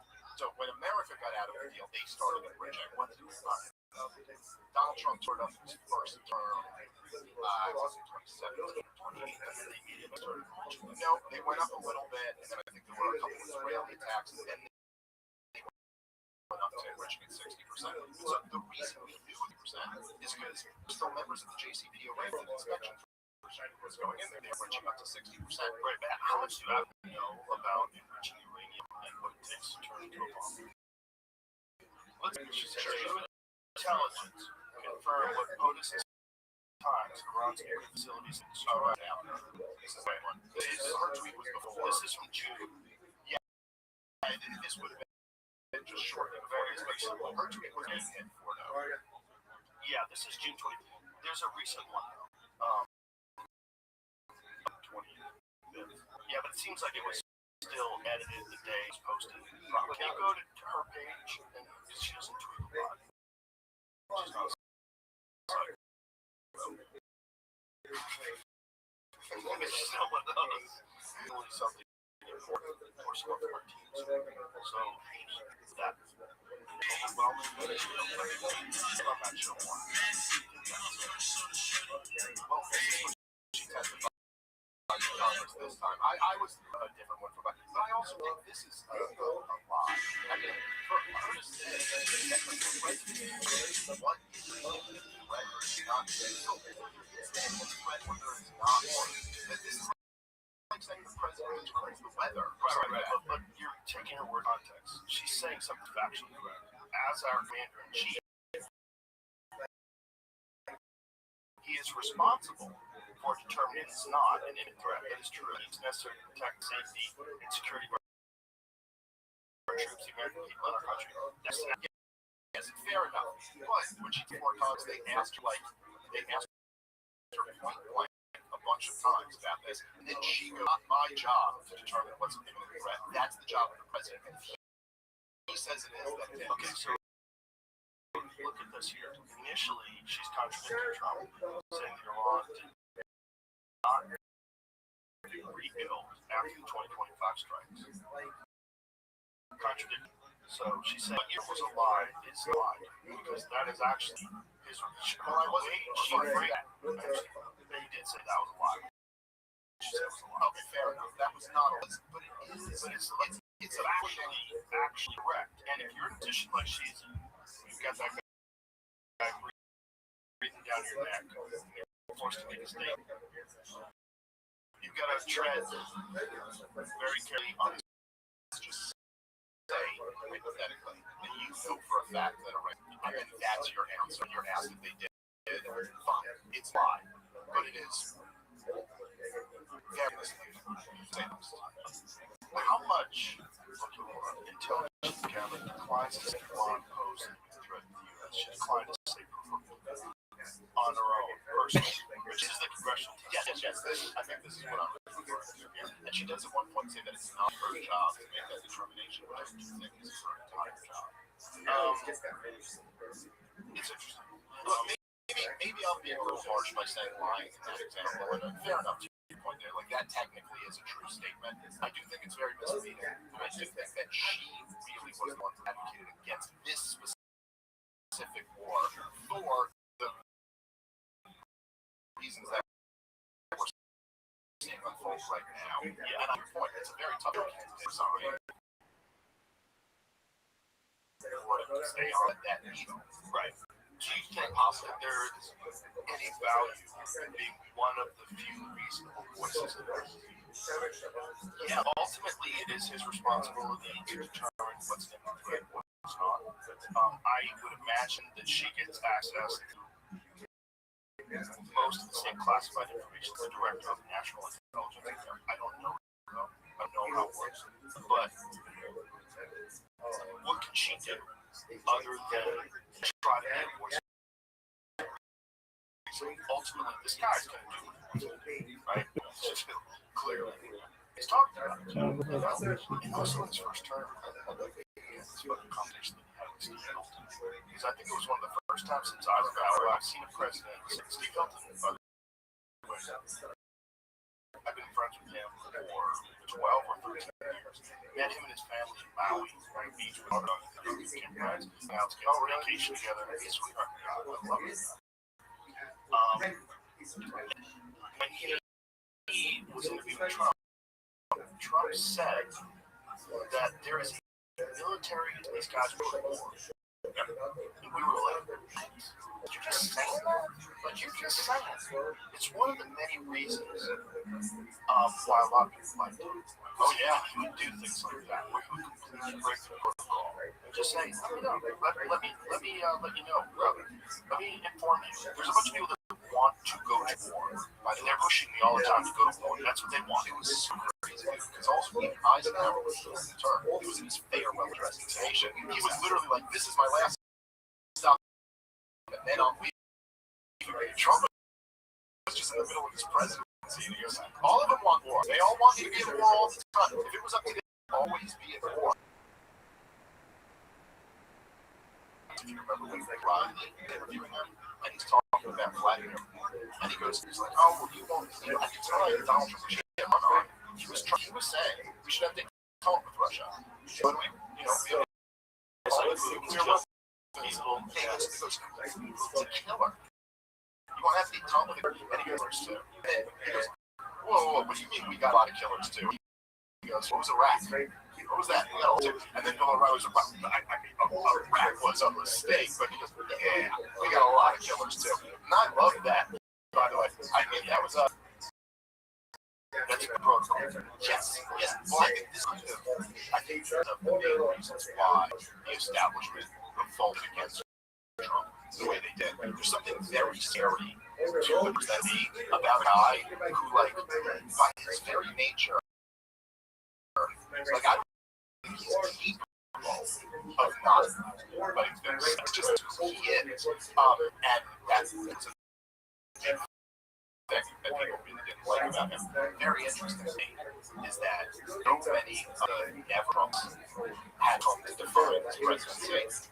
Like, if you remember back in 2016, the Warhawk kind of Israel fur crowd, neocons and all that, they hated Donald Trump. Hated him with a passion. Ben was a never Trump. He says because of his deeply held principles, he said he never support Donald Trump. Mark Levin was a never Trumper. All of National Review, all of them, they are the supporters ever as kind of he's blown up the coalition. But again, none of those guys all still. There's not one thing that they ever said that makes it look better. They're getting these silly fuck. They just feel like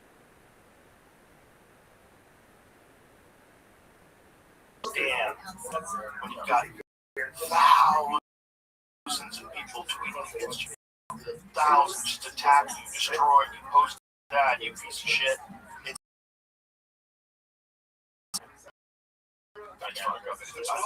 There's something. Yeah, well, look, there's problems with it, but there is something about that dynamic now that was just never true in the past, where it's like, look, I'm not saying it's effective, and obviously there's and things like that, so it's not like but the people kind of voice in a way that they never had before. And there is some kind of 100%, I love it. Bots, there's manipulation. There was all manipulation. Also, did you see this YouTube that they just busted? This fucking house had cell phone all rigged up for YouTube's hire company to say, hey, part of the problem is it's not being hired them, and they can be interesting. Yeah, advertisements, that's legit fraud. It's like actual fraud, yeah. 100%.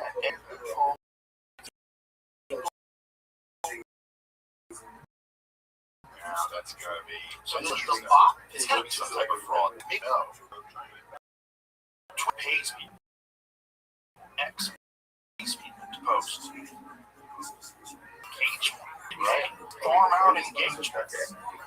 So, like, what percentage of what we're interacting with is just horseshit? Well, I got so yeah, he had an AI generated song. They got played billions of times in an effort to mimic the genuine streaming activity of real consumers that pled guilty to the conspiracy to commit fraud. First of all, let's stop right there. Michael Smith generated thousands of fake songs using artificial intelligence. Hey, stop talking shit about AI music, because it's not fake. Those are real songs. Don't say fake songs. They're real songs, and some of them are fucking bangers. Unfortunate. Some of them are really good. You know, like those guys.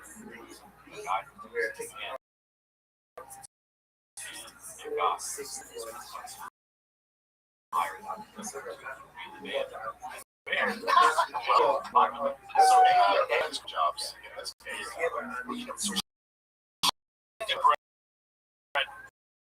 rules though. You never created in real life. The guy was, first of all, that guy was really not even here. But someone was saying that to me. She was like, I think you could do this. And my argument was that I was like, yeah, you could. You just have to be wicked. Like Eminem in his prime, that motherfucker, in a way where you like, it's where I don't get this, and then I saw him do it live. I was there, I saw it on YouTube. I saw it like recently. I saw him recently. It was fucking great. He's still great. His skin looks good. Yeah, he's killing it. He's killing the switch that he can rap. Maybe AI is not bullshit. But, you know, 50 Cent himself was like much more casual than his delivery was much slower. The shifty brand AI version, that was a real person. Great. The great song. There was a guy, I don't remember his name, but it was the other day, some guy works for Fox News. And he came out and had a whole post about me. And he goes, and I almost, like, when he said that, I was almost kind of like, it's a weird thing, like, I know I've never paid for anything, but, like, I don't know, you know what I mean, like, what someone else might have done or something like that. But I asked him, so I replied to him, and I go, what evidence do you have of this? And then his post was that he had 1,000 followers on Twitter, but I'm playing Boston this weekend. And he goes, that's a 300 seat venue. So I played the audience many times too. I was like, first of all, he doesn't understand. I said, you just don't get comedy clubs, dude. Like, and first of all, I'm doing 5 shows there. By the way, come on out, tweet it. I love great fun. What am I last year? It's a great room. But I was like, look, man, I sold out all the shows last year. But I go, that is any, like, I just know the industry is selling pretty well. Anybody you're saying would be selling more than someone selling that big theater. People would have more followers. So, like, he's not even right about the ratio of whatever. He doesn't understand. But then, kind of like, I got some CNN that day for slandering you, but I'm actually going to do it. But I don't mind saying it. You know what I mean? It's like, so I tagged Twitter,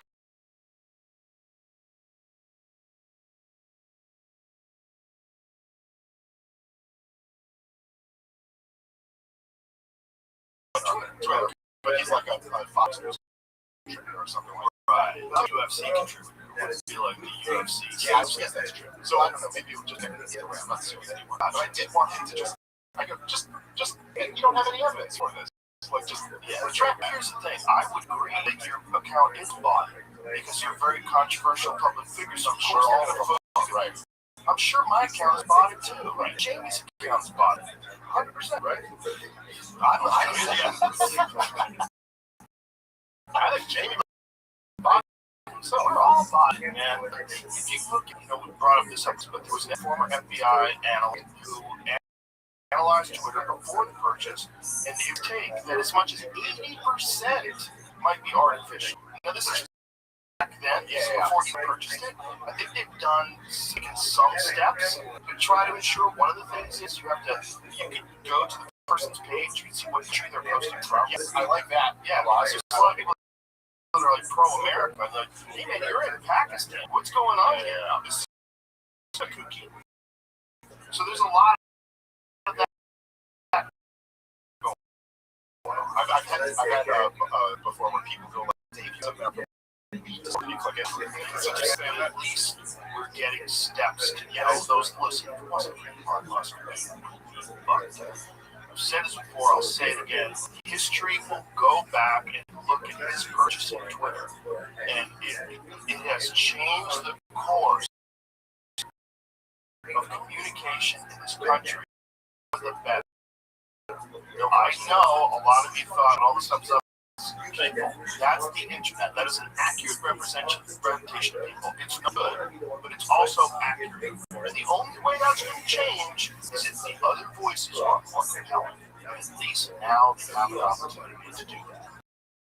Yeah, and you have to come to whether, and I'm not saying you have to be careful, but I'm just saying, like, you want to, I would love very much to do a place where, like, be like, hey, let's all agree that we're not on board with the bigotry stuff. I mean, it's like, whether it's against white men, black men, or whether it's against Jews, or whether it's against Muslims, or whatever. Also, like I wish Levin and Tucker Carlson could have a cool conversation. Not like be like, well, look, I want Santa Claus and Chief come meet me for dinner. Well, both would be nice. The latter is more likely, I think, to at this point. Kind of weird thing. I don't know if you saw this. Nick Shapiro.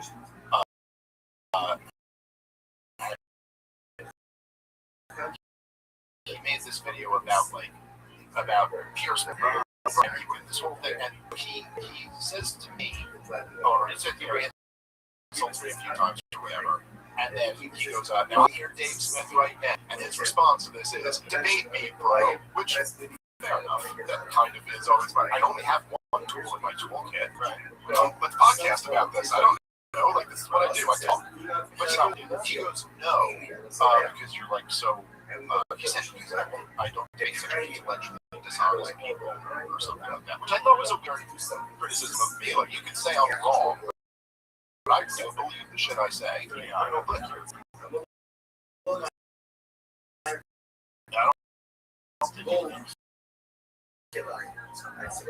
Demonstration. I think that is you are honest. You're a person. I try to make it. No, you are. That's one of the things I love about you. You're honest about your fuck ups. You're honest about what you're incorrect about, what bothered you, about things you said. You're very honest. So that's a silly thing you said. It's total gaslighting. Well, it's also, well, I look at it like this. And I don't, it's either.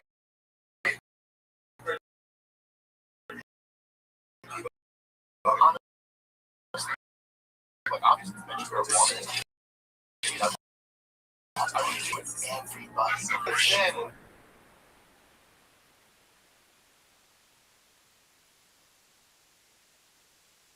on the show with Ben years ago, he was saying something. He was talking about Israel. That's interesting. Would you ever debate someone, critic of Israel? And just generically, not about a specific person. Absolutely, you have to do that. And the thing about guys like that is that, particularly Ben Shapiro, for the last 2.5 years, his number one issue is Israel has been the number one topic of conversation. And in that time, Israel, like, to a level you couldn't have imagined. You could have imagined 2.5 years ago that this meeting about Palestinian literature. And it's and forget better people than me. Ben Shapiro debated. He never once had a competent critic of his. People saw that. People noticed that. And so don't care if you do the debate. I don't think we ever can. I wish there would be a world where we have a conversation like a guy with me Ben Shapiro. But he refused to do it with me. Anyway, so while you're sitting there, there's a debate, but he branded himself as the debate. Right. If you don't like Scott Horton, absolutely. Scott Horton's way smarter than me. There's way more shit than me anyway. So talk to him about it. Yeah. I mean, if you're saying that this is the reason why you won't do it, that sounds crazy. Because wouldn't you want to debate someone who's intellectually dishonest? Easier to refute them with facts. Exactly. So come dating, it's like sparring a guy who knows fake kung fu. He's just got a death touch and you're just for you. You're like, bro, raise the gloves up, let's go. Well, that was kind of my thing with the Douglas Murray thing too, where it was like, at a certain point, like, dude, you can't just say you're an expert and I'm not an expert. But demonstrate that. And if that's the case, easy for you to just shut some things that you have to correct. Yeah, different game. And the game is not, let's be intellectually honest about what we think is going on, what we think is good and bad about what's going on. First, I'm trying to win. Yeah, and one of the ways I try to win is by I can appeal to expert. You're not a professor. Yeah, I gotta share that. That is all like hack ass fake food moves. Yeah, you're gonna try Francis. You know what I mean? Yeah, it's like a good luck with that. Say shit. Not that I would compare you to Francis. God, that's respect for Francis. I'd rather fight me. This Ronda Rousey card, they fight Philip Lins. Philip Lins was a light heavyweight at the UFC. The UFC cut him, and he's fighting the scariest heavyweight who's ever walked the face of the earth. I mean, next to prime time Alistair Overeem. Prime time Alistair Overeem, I think he was terrible when he was on the sauce. Yeah, but Francis was the thing where scary. Francis almost has half the fight being perfect against him. Yep, which Stephen Miocic did. The first fight, he took a lot of shots. That's the thing about Steve. Like Steve could take a shot, and you would see he would like jab him. He'd still get the takedown. He's all skill, even with skill, strategy, experience. But the second one, AC said it best. Was a patient Francis, fucking terrifying thing. My favorite commentary ever in a fight was when DC said so hilarious. He was real. He just had it, but it was when Francis and Gunn fought Gunn, and he grappled with it before. At one point where he was on the ground, and he like took his back, like he passed his gun, or took his back or something like that, and he just goes, "Oh my god, wait, shit!" It was like he was a robot who just had a feel. He goes, "Oh my god, it's learning." This is so terrifying. And a guy that from the back was the last two conscious, like he did that dude in the PFL in his last fight.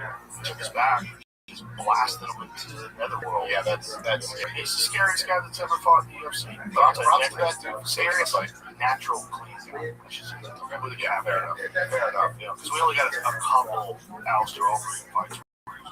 Big one in Brock Lesnar. And of course, the other fight on that card that they did.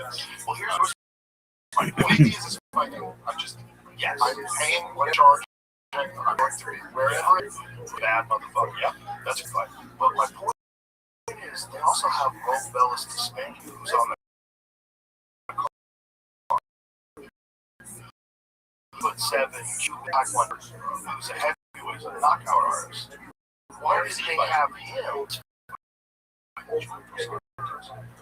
Junior Santos is bad knockouts. Wars to David Wars, the Wars from King Velasquez to years on his life.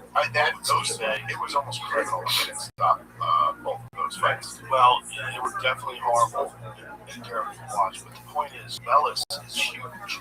He's a big giant knockout artist. Like that would have been an interesting fight versus Francis. Big, super tall guy. It's hard to hit. Yeah. And if it just is a striking fight, it's probably what Bellis got exposed in his last fight on the ground. Could have gotten better. That's a little bit. Phillips. Phillips is a skillful fighter. You know, he's used to fighting in light heavyweight against Francis. Yeah, that's a little bit of a mismatch. But hey, I mean, you know, we've seen crazy shit. I said Phillips is fighting, but he's fighting. It's not a bad fight.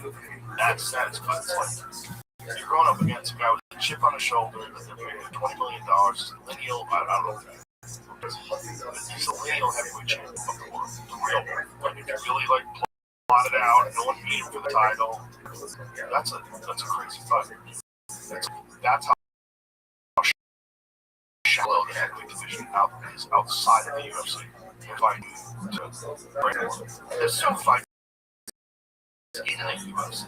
I mean, UFC division is a real mess.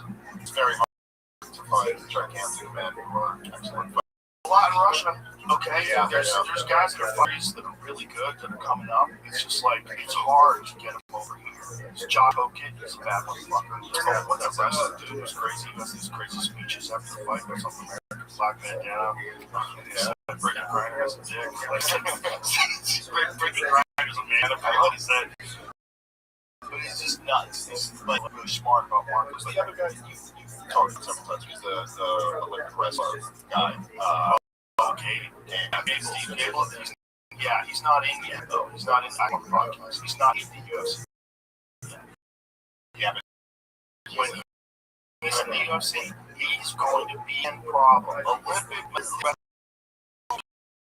250 pounds. He's super dedicated and just recently learned striking and fucking people up with his hands. Yeah, and he's picking it up quite quick. And John Jones protege. So he's been being mentored by a goat and absorbing his mindset. How that guy's helping. He's investing his time into training. But if you're a young guy, you want to fucking lose confidence, the greatest of all time says you're going to be the man. You're going to be the fucking man.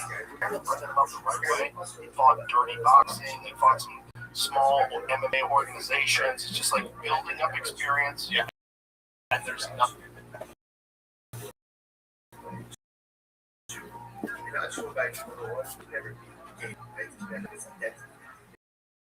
They can't get enough. So it tells the Gentiles, sell it off, you have the money, then you can the money is permitted. What he's saying, obviously, he's permitted, but also when someone sells his idol, that cash is permitted. So the Gemara says, my time, you shouldn't have got severed the man, but let's go home and get out of the targets. Proceeds sell on idolatry. It's permitted.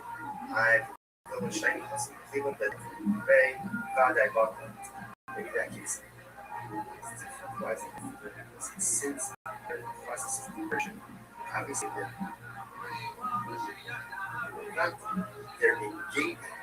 negating the logical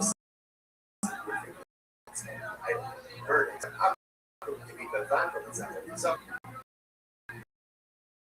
maybe that's why the person's I don't know how I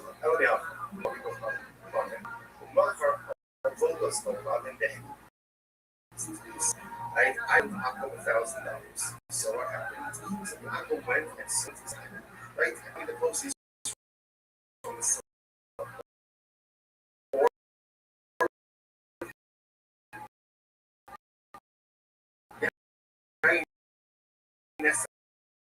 same case, I went ahead and I let the $1,000 says now, however, watch this.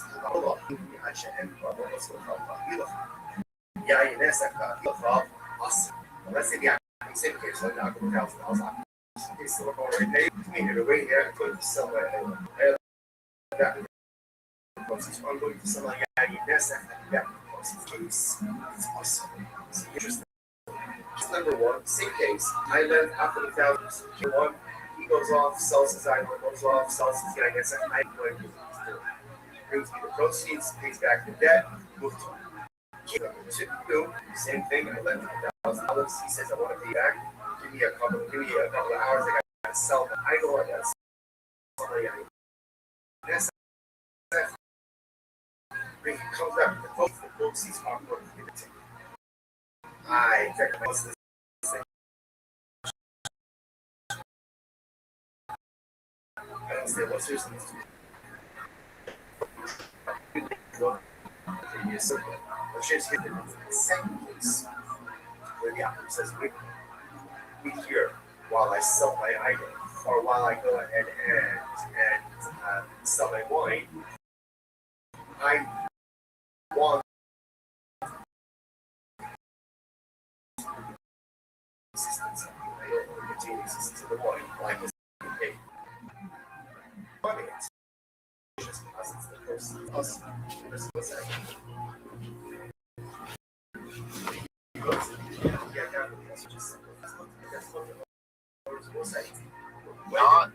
There's never but there's not really right now in the heavyweight landscape. There isn't really like Frank Mir or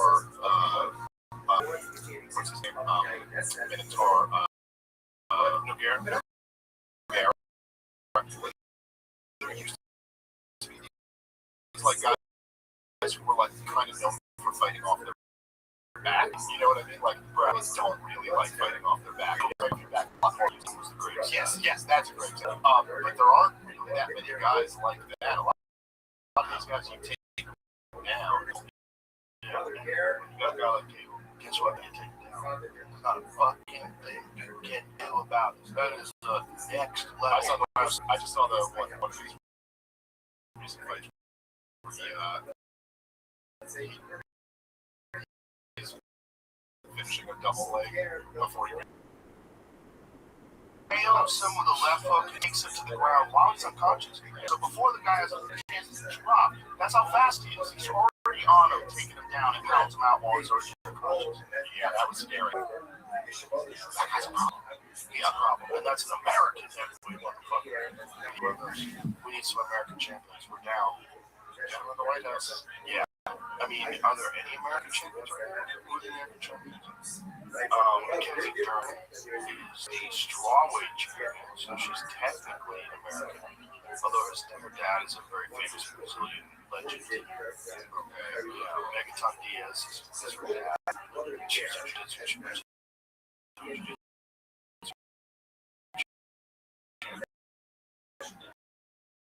But she is American. So she's a champion. Kayla Harrison. Americans. Yeah, look at that. One of those two. Keep coming over here. We're going to see Joshua Mann is an American. That's right. Yeah, it is. That's a cap.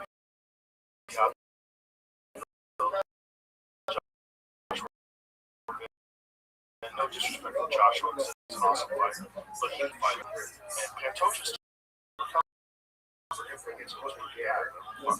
his shoulder dislocated and his elbow. I remember hearing that afterwards. It was just, but they said the doctor said his shoulder. So what the thing about the elbow is, the elbow is a less complicated joint, right? And so when the elbow gets dislocated, someone just moves on. Pop back.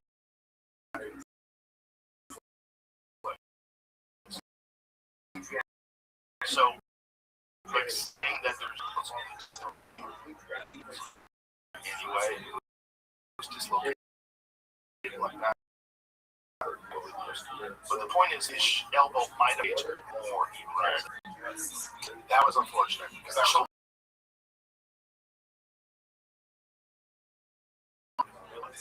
Really? Apparently, according to the self-working surgeon I went to back before I realized I had self-working. This guy was convincing me that I had no surgery. One of the things he said, your shoulder's been dislocated. I said, he goes, you did. How many times did you do your shoulder? I don't know how much. I couldn't sit down and talk about it. How many times I've been fucking arm blocked? How many times I've been caught in a triangle? How many times posting on the ground, I've jostled my shoulder. The good news is there's been no fracture or ligament injury. That's great. Oh, that's Mahomes. So we have great expectations for his return. The exact term knows he needs a lot of physiotherapy to start moving his arm. Wow, then he goes back to light training and hard training. So we got to get that guy down the fucking die.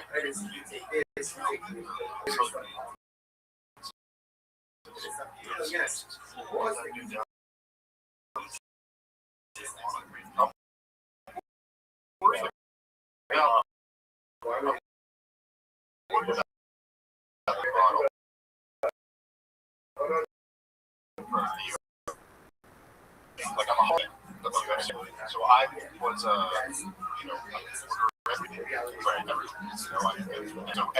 any Saturday if I'm on the road, right? My green room, we're watching the UFC. If I'm not on the road, I'm either at home watching or I'm trying to go to the event that's in town. Right. So then it's like, okay, ESPN is over. We're not doing that anymore. I had Paramount. It's like my kids like some shows on Paramount. So now, yeah, oh yeah, I like great show. So so like I have Paramount Plus. I'm like, oh okay, what's it about? And then I'm like, so wait a minute, hold on. So you tell me I just get everyone for paper news anymore? And there's just something about that. Now I'm not saying. Zoot, big dog. Guess what?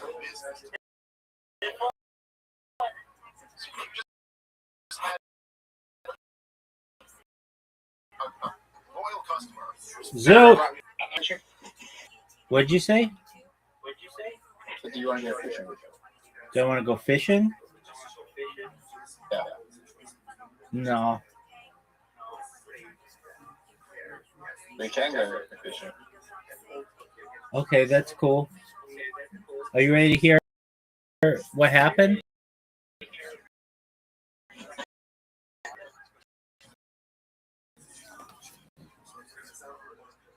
Cap, million CIA member.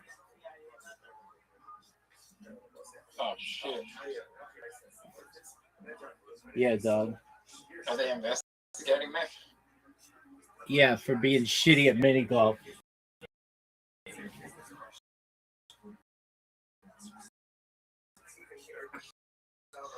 Alright, let's Rabbi. We're gonna play pool, dog. Did they tell you secret? No. It was very short. It was a 20-minute podcast, but then he invited me to do 5 more. So I sent him life extension. Second. Hey, Zoot, how about you shut the fuck up and let me fit? Tell me anything you want. Second, improving the world. Third is mega projects, including building a tunnel and bridge system from Asia to Australia. Fourth is like colonization. And fifth is extraterrestrials. Okay, now what did you want to say?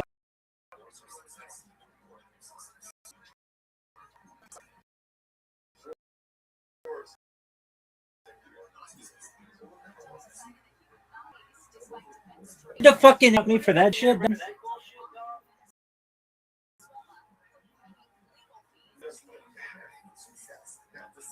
Are you ready to lose at pool? Yeah. All right, can we play 8-ball? Yeah. Actually, you stink. I beat you yesterday. Zoot, even a blind pig gets lucky every once in a while. I beat you at 9-ball trick shot, and I beat you at 8-ball. You haven't beat me in pool in like 7 games.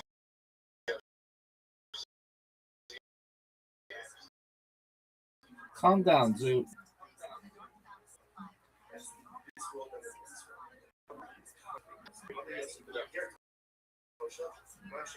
We're gonna play 9. No trick shot, just normal ball. Yep.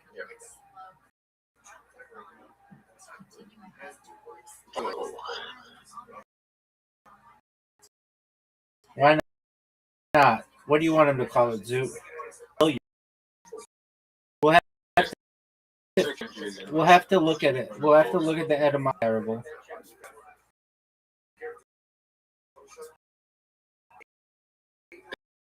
It's not trick shot? It is not. It's normal.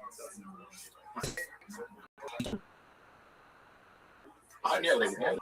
Dog, I'm gonna hit the best shot you've ever seen.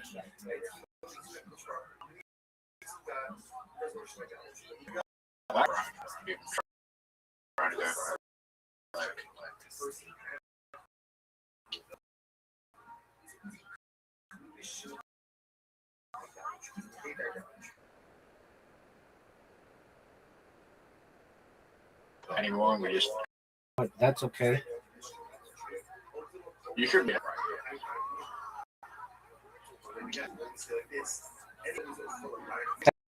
How'd you like that, suit? How'd you like that, son?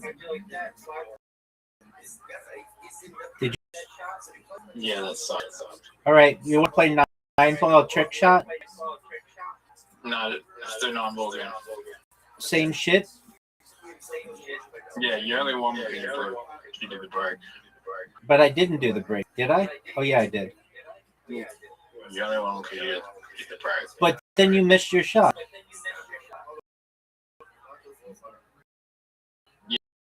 Yeah, because the break sucked. Anyway. Dog, that doesn't make sense.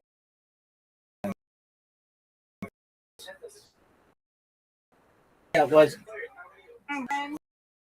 Can find it, had to find it. Then I'm over here talking to the baby. I talked to her, she's doing okay. Look at that. She didn't tell me her dad got it either. Hopefully he made it. Anyway, and then I'm over here just trying to get myself together.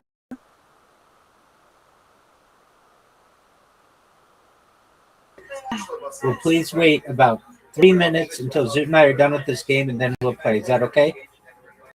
It's okay. Hi, Drew. Hey, Mr. Curry, something going on your mind. I got to roll my mic. Roll my mic, Rabbi. You sound great. Thanks. I think it's really echoey. That's because of my stream. I'll fix it. Miss Aquarius, guess what? That's Rabbi. It is. Now it's kind of bad. Miss Aquarius, guess what? What? I was on a podcast. Yay is right. All of them podcasts. Yeah, Zoot was too, but Zoot hasn't published yet. Not soon enough. Oh, shout. Come down next week. I know Zoot. Yeah, and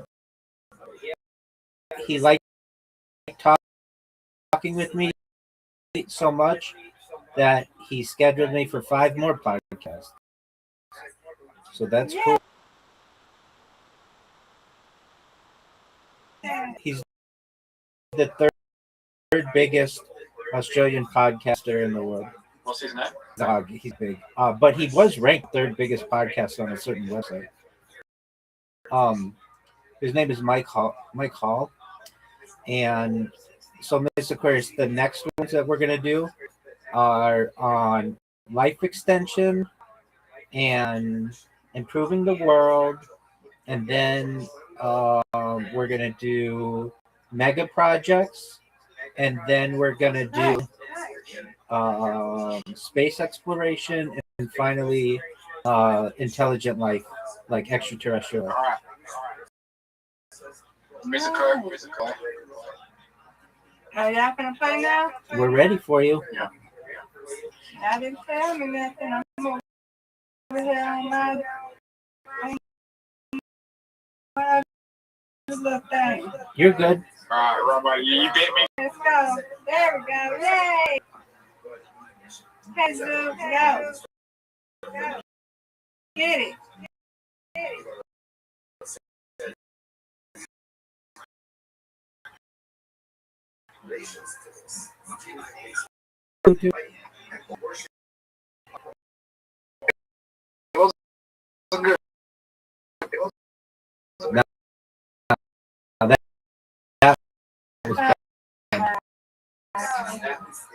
That was It's okay. Nice, Mike. Thank you. You're welcome. Mr. Clay, you raise my hand. It's easy. Lots of practice. Lots of practice.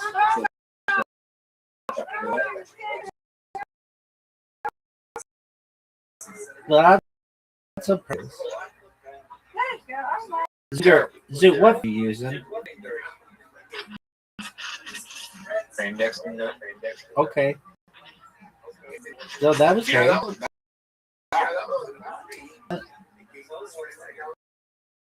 full change. Pretty good. No, that's garbage. Oh, Miss Aquarius. Okay. I normal full change. I don't know what's going on. That's okay. The zoo leading that's a good thing. Go, Sue. Get it right.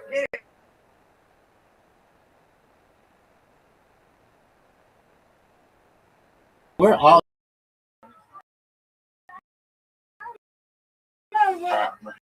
I like the number 20. Okay. Just go. Right behind him. Good job. This looks so much.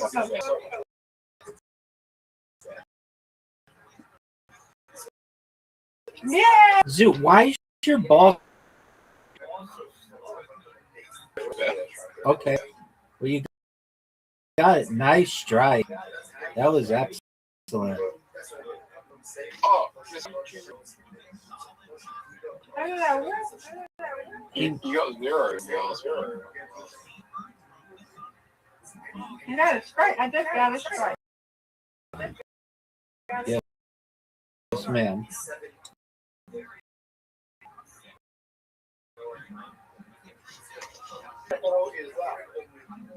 What the hell? What the hell is that?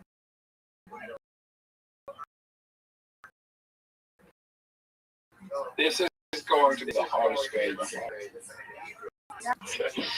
And split. I think that, Rabbi, I think that might be hard. I was thinking it might be. What a strike. This girl is on fire. She's walking on fire. This girl is on fire. Did I get a bet? Last one.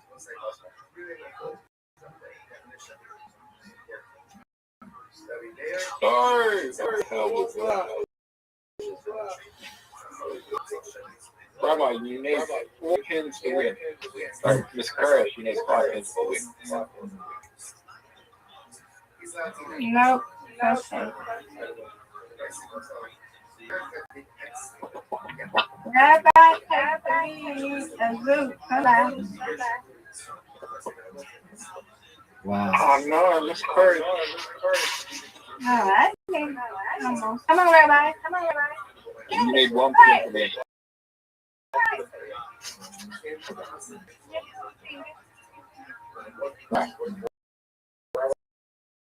Oh.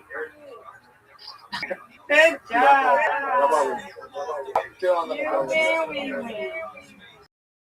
I have a feeling that I'm.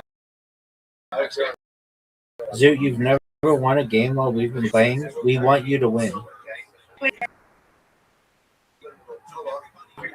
But we want you to win.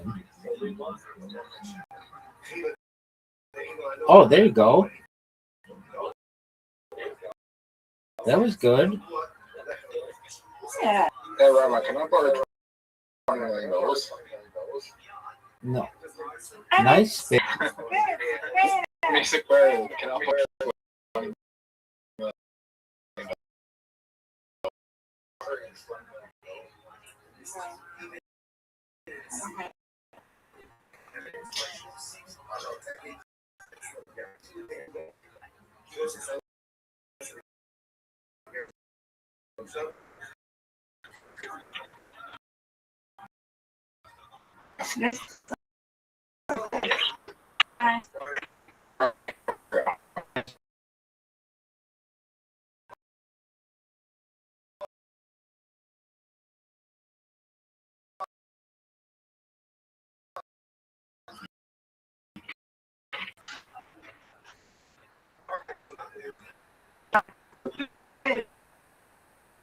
That was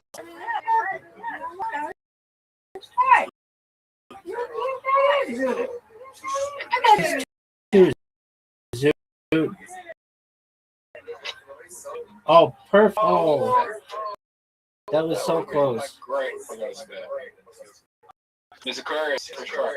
She is. Hey. And she delivered. Miss Aquarius, I'm back in Dayton. Oh shit. I was gonna get a strap as well. Nope.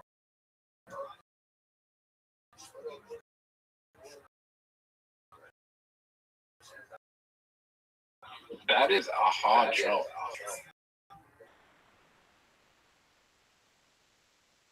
Zoot, watch your talk about what you say before you say it. Don't blurt out things. Oh, no. Kidding me. I'm terrible. Zoot, I'm terrible. Zoot, calm down. No, you're not terrible. Don't say something. No. Miss Aquarius, is yours up? Getting on track. Almost. Wow, we taught. No, not yet. Okay, we got one. Nope, you got the lead. I don't know, we're not. I got one up. 1 point. Are you serious? You need this.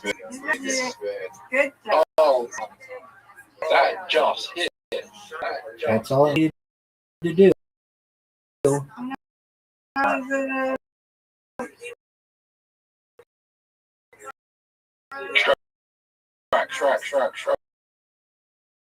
Strike.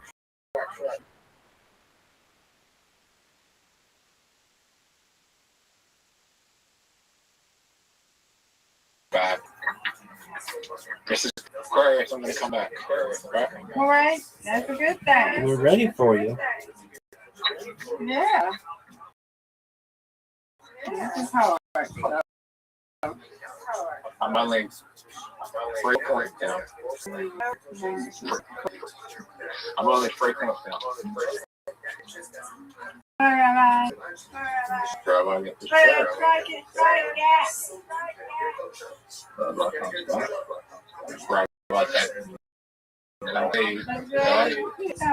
Good step. Thank you, man. It's a spare when you Come on, Zoo. You gotta take the lead. Let's go. Strike.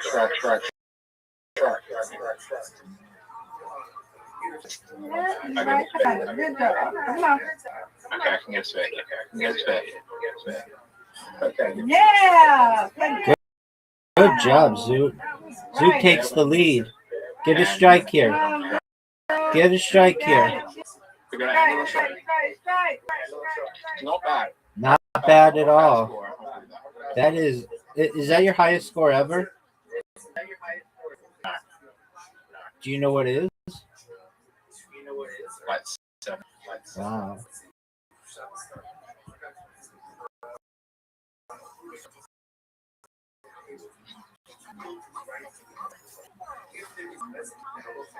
Oh no, Fair. No, I'm not. I don't know. Oh, you just made me. Yeah, Rabbi. Oh no. That was bad. On my people. Rabbi. On that Rabbi. Rabbi just wins. Yeah. Good job. Nice job, Mr. Aquarius. You win, I win, and you win. Undefeated in bowling, undefeated in friendship. Yes, ma'am. On a podcast. Yay! Yay! Rabbi, when you go to What's it called? It's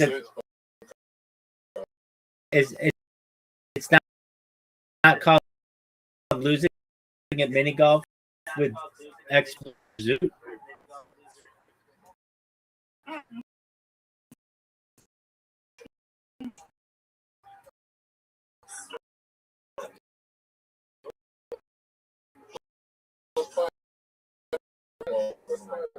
Dude.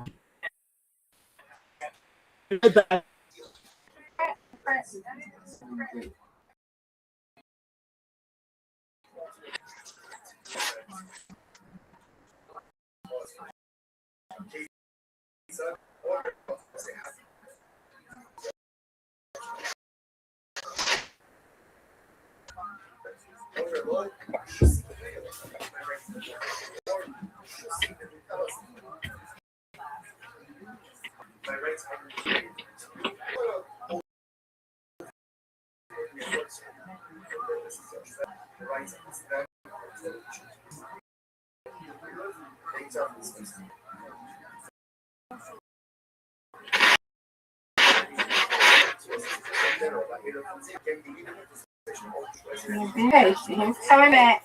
Coming back.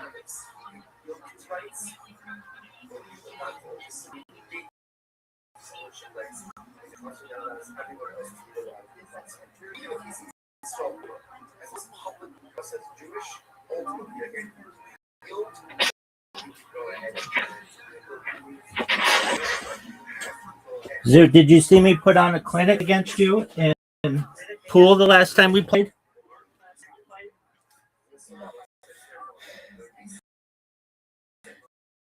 What do you want to play, Zoot? Bowling. Not bowling. We thought Mr. Aquarius. That's fine. You don't want to play pool? Worst. Do you know that I have 50% chance of winning That's Fine? Maybe slightly higher. Might be slightly lower. Sweet dreams, Mr. Aquarius. God willing. The leaderboard is like the 90 top players. All their wins are 50-50. That's hilarious. It's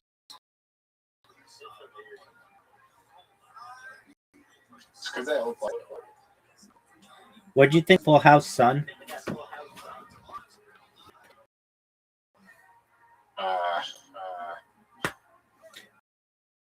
Oh, wait.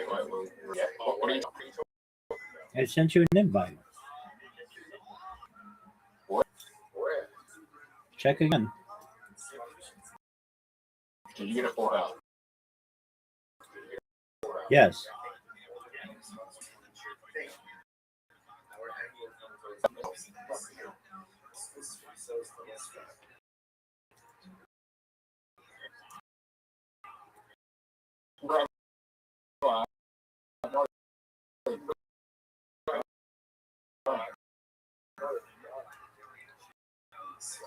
This is a big risk.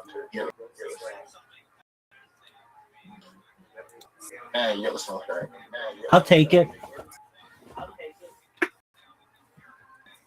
1, 2, 3. Oh no. That was not good. What's wrong, Zoot?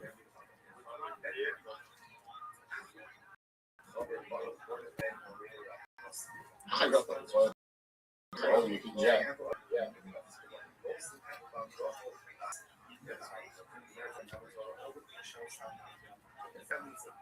Literally, dog shit. Do you know why? I played the charm. There you go.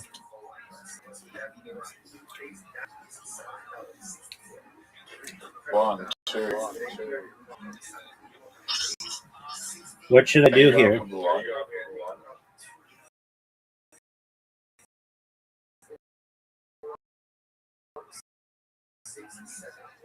Might have been.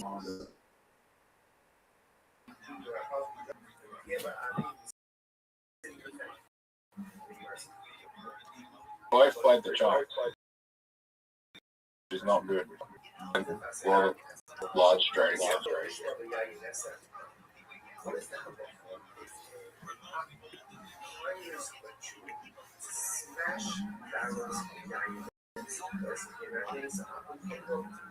I think you should get more points to roll the large straight on the first go. Okay. I think if you what do I do here?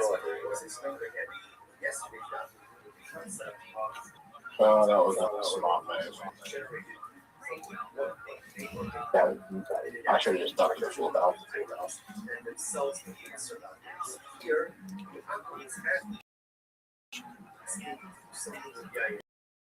You know what's not good, Rabbi? What's that?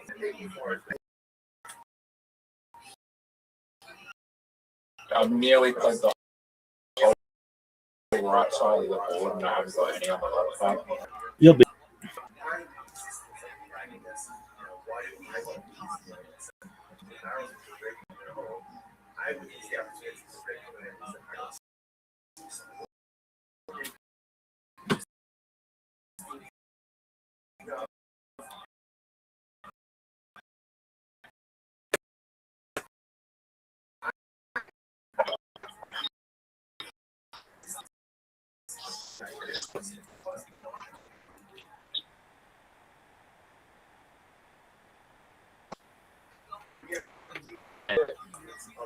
Hey. Oh, Interesting play, Zoot.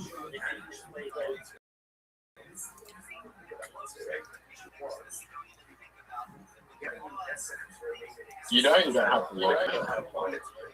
That's okay. I like to.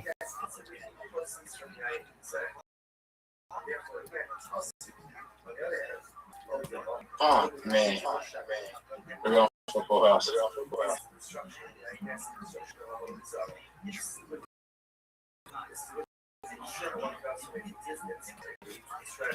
Bye. Your streak is coming to an end, Zoot.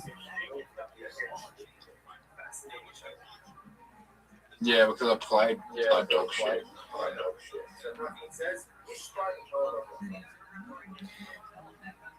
I swallowed. Give me another one.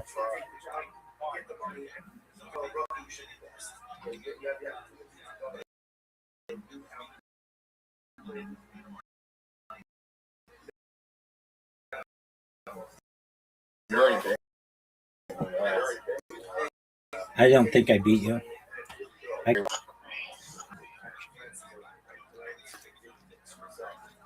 Do you think that was a bad move?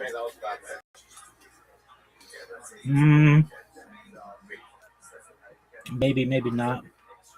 Give me another 5, son. Give me another 5, son.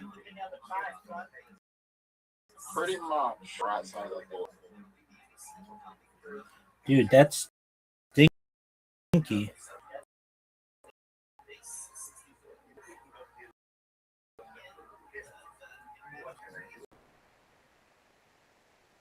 Five.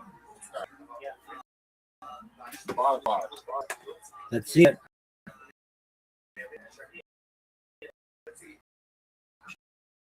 Give me a 5.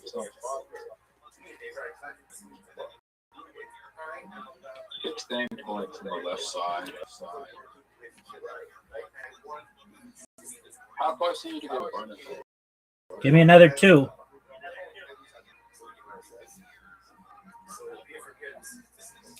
I am not close to getting the bonus.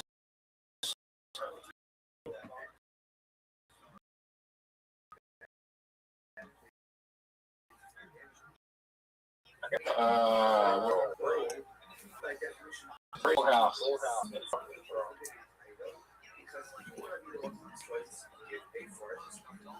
Alright, I need 5.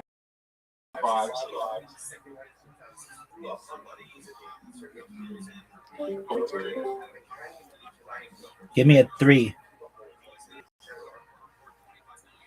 Give me a 3.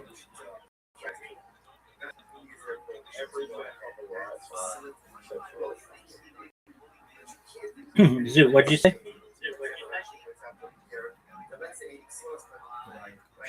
What do I do?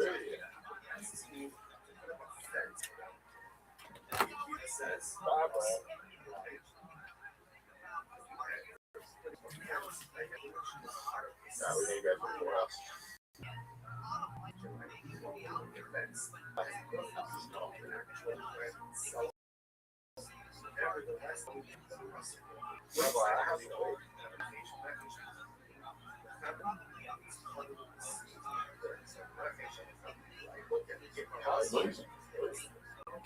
I am. Yes, sir. I'm here. He just got kicked out. He's back. Just give him a minute. They just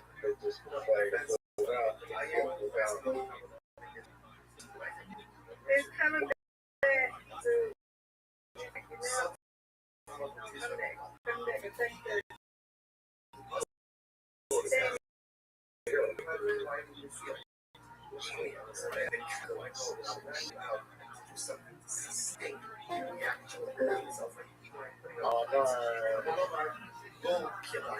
There you go. Yes, ma'am. There you go. All right. What up?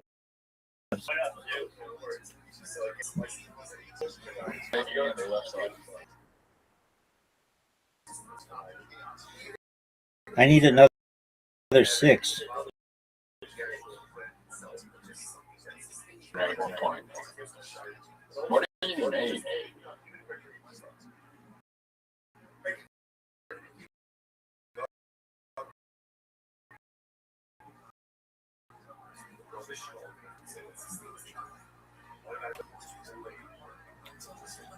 Is this the last round?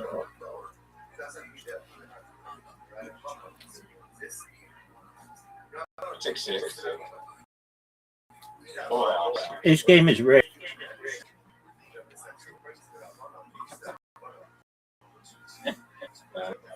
You know it, and I know it. This game is rigged. What do you need?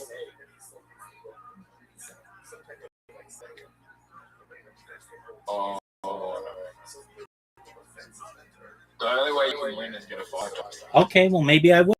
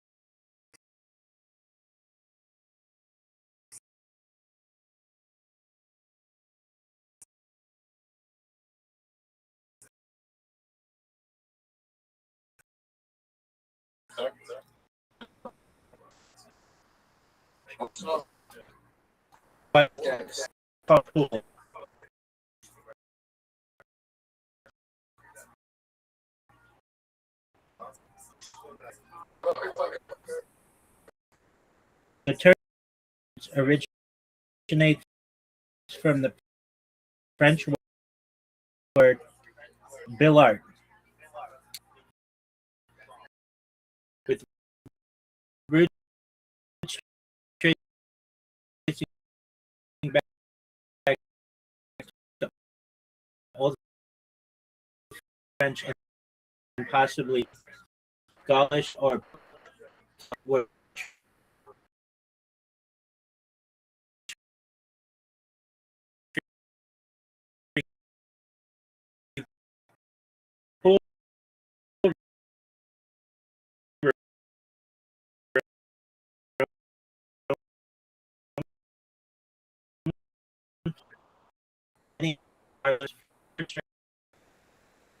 Being called pool. Zoot, are you ready? Discord's been weird the last 24 hours. They've had some outages. So, Zoot, are you ready to play pool? Can you break it down to I wasn't really paying attention. What's this temporary? Yeah, so billiards is a French word that most likely means stick. And pool comes from a room they used to clean your money, and they put billiards there, and then just to keep it short, they started calling billiard. Does that answer the question? Yeah. Are you ready to lose?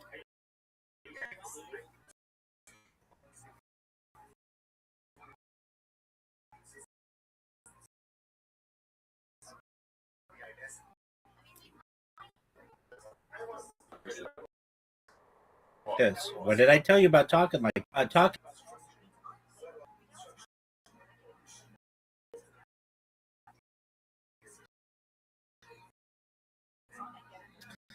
Do you want to?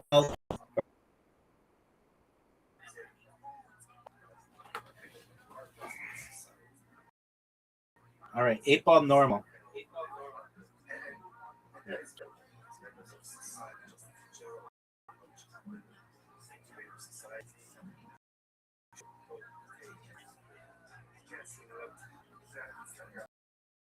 Zoot, you have an invitation, and everybody's awaiting you to go.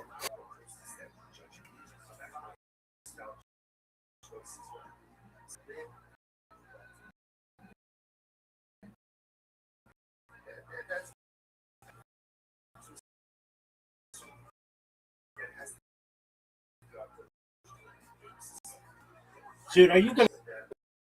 This is going to be. Are you proud of that shot? I think that was the worst that you could make.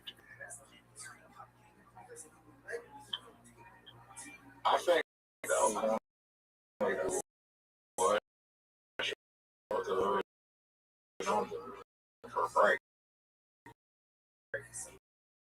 Like, without getting a foul, I didn't foul. Okay. Greatest shot you'd take. Kiss shot, combo shot. My shot. That's great. And you put it. Get off. Yes, sir.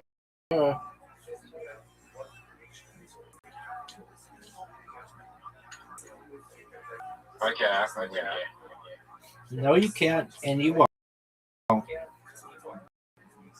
That's a miss. That's a miss. Are you sure?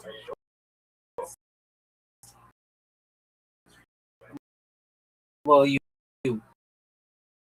so I wouldn't be really proud. If the whiteboarding on the topic, that would have been unbelievable.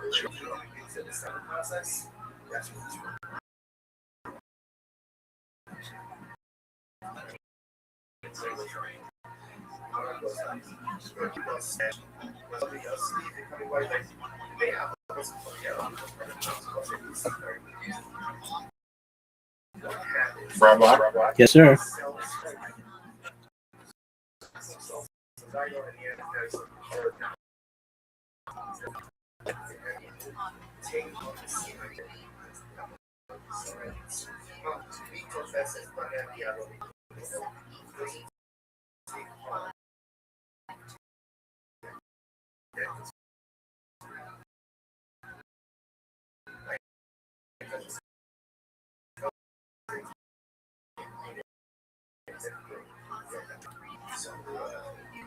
That shot.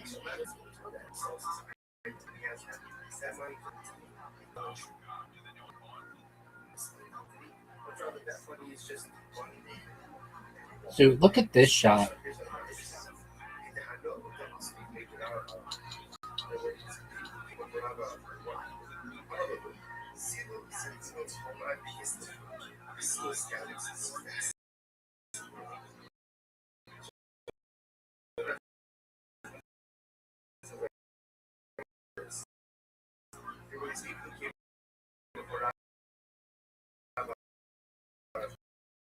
Dude, that's a miss.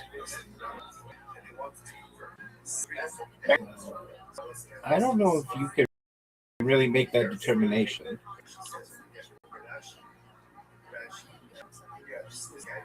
Oh, Zoot, that was great.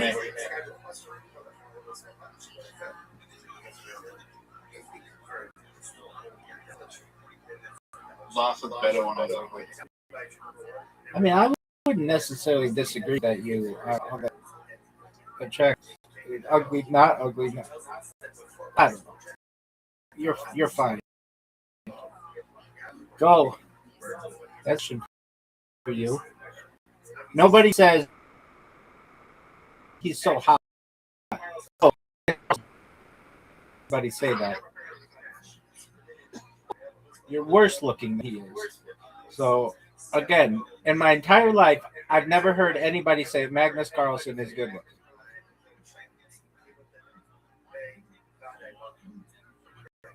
Have you ever? I mean, he's not great. He looks like a Neanderthal.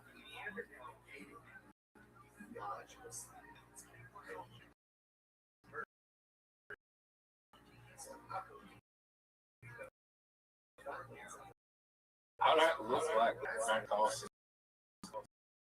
Okay, how about you?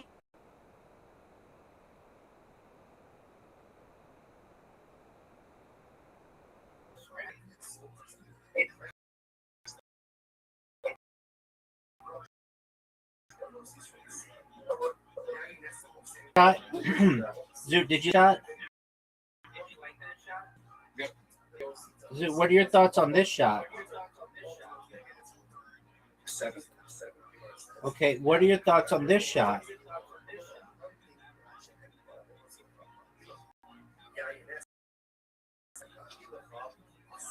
Zoot, what did you think of that shot? Zoot, what do you think of this shot? Dude, it's over, baby. Oh.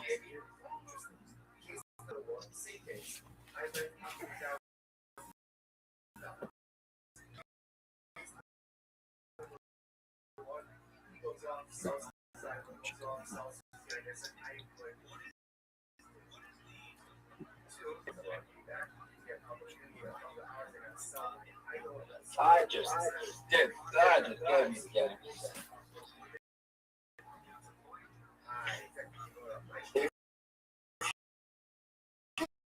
If this shot, you were the worst ever player in the world.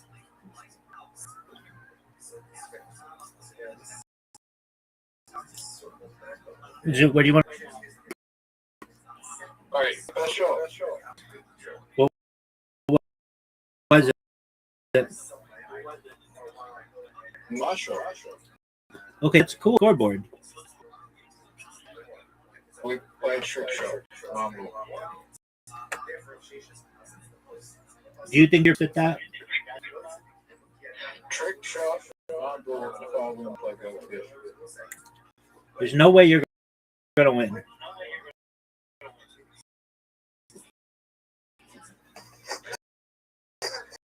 I've won the last 2 games. Trick shot combo.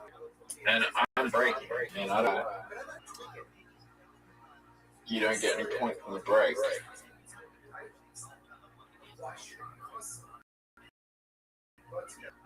That was a decent break. Look like the one.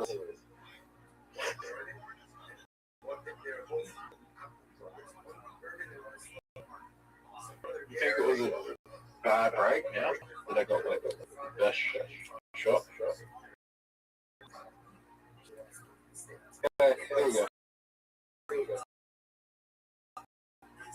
Nice. That was a garbage shot.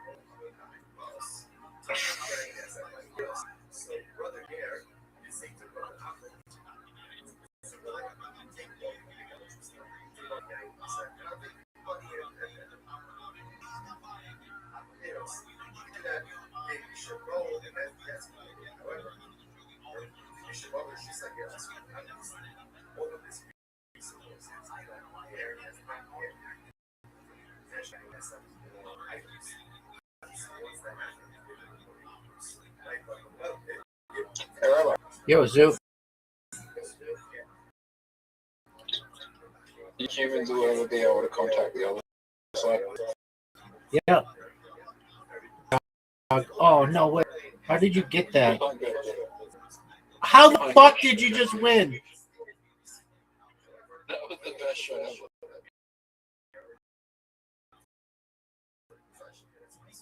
The best shot. Bullshit. That's that bullshit. Zoo, we're playing normal 9-ball. That is bullshit, Zoo. You know it, I know it. Everybody knows it. Zoo, you have an invitation. Accept your invitation, dog.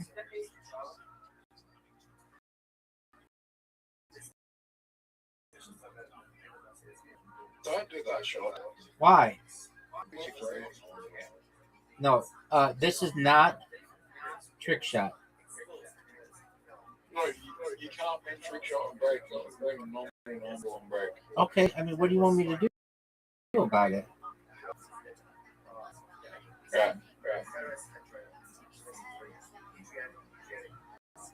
Are you proud of that shot?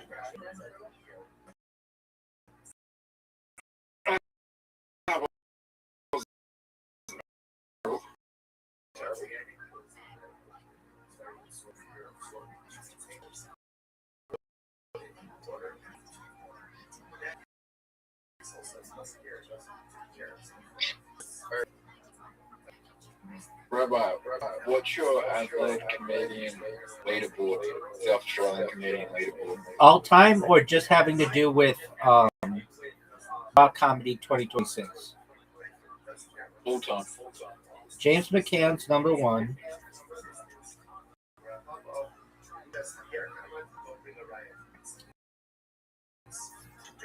That one girl who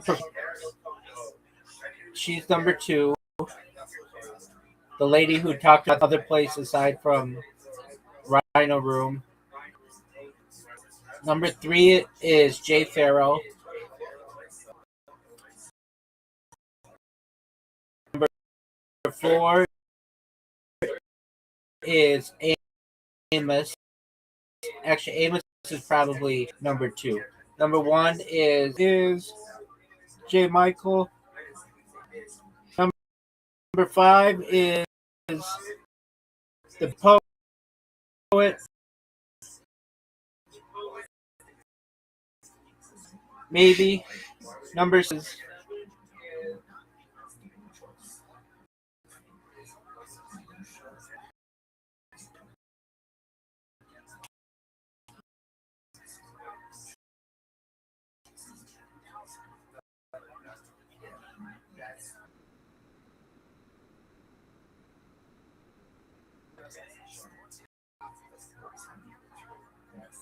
You don't know anything about Adelaide.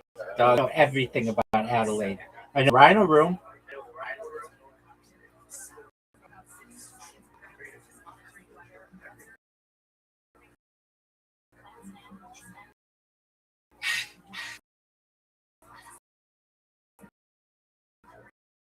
What animal is on the top of the roof?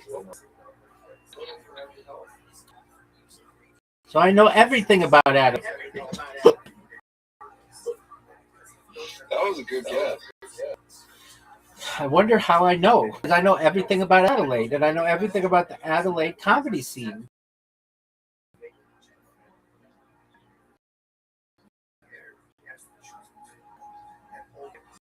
Dude, are you proud of that shot? Did you just... You know what you did? Yep. Okay. Is the Rhino Room the wheelchair accessible venue? It is a wheelchair accessible venue. No, it's not. Some parts of it are.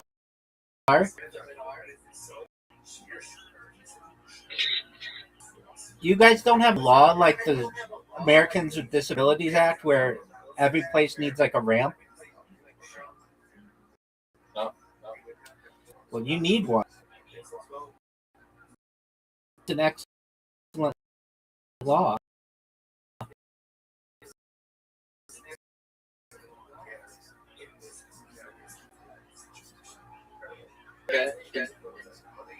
Wheelchair.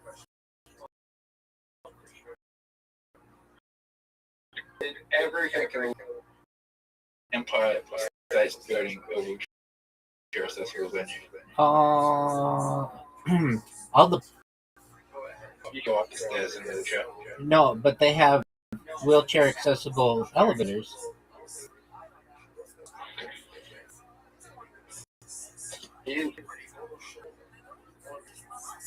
What's the most wheelchair accessible? What's the least wheelchair accessible place in America? Appalachia. What's that? It's like this mountainous between. Do you think everywhere in the world will be wheelchair accessible? Absolutely. Though maybe not, because we won't need wheelchairs. But imagine a world in the future where there's some type of like mech suit, like a mechanized suit that you could wear that allows you to do anything that an able person can do.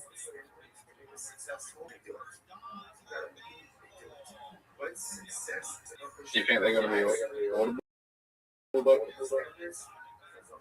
Audible? Oh, I'm going to make an error and I haven't even fucked Googling this. Zoot. Why are you trying to distract from the heart of a champion?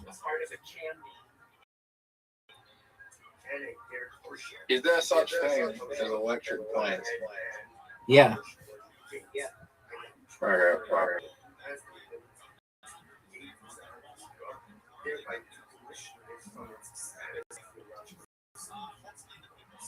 Do they what? I'm going to teach you everything you need to know about it.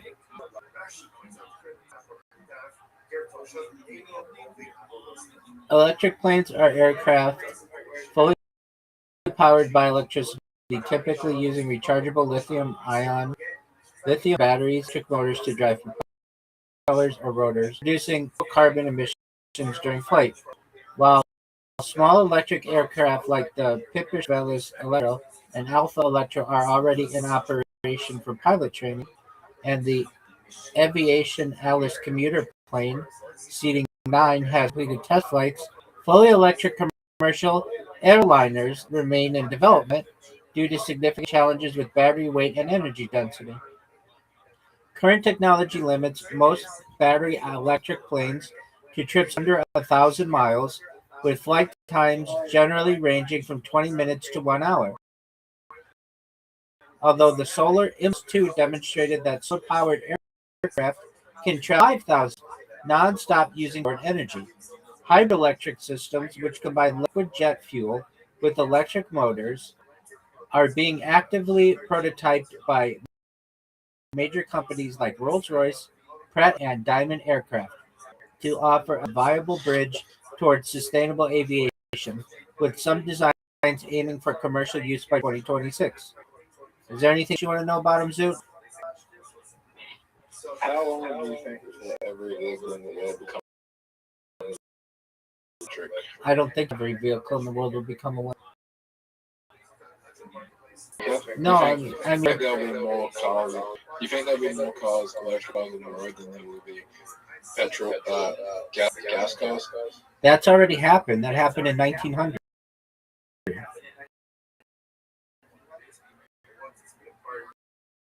What? There were more vehicles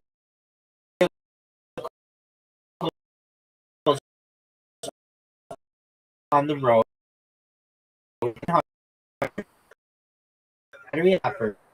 than there were gas cars. Yes.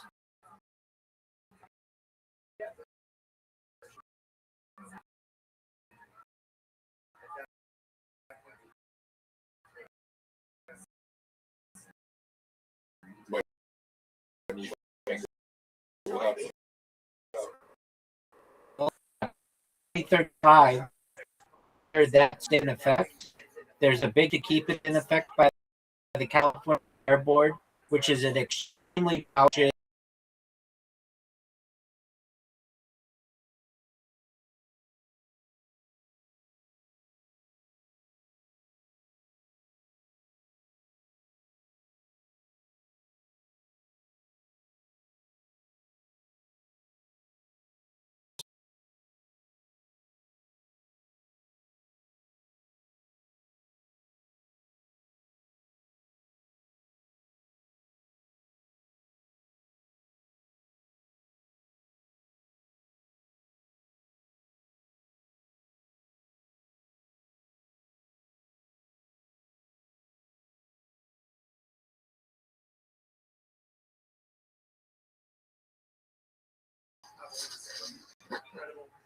Probably not. So you think gas stations? No, they'll just transition to electric charging.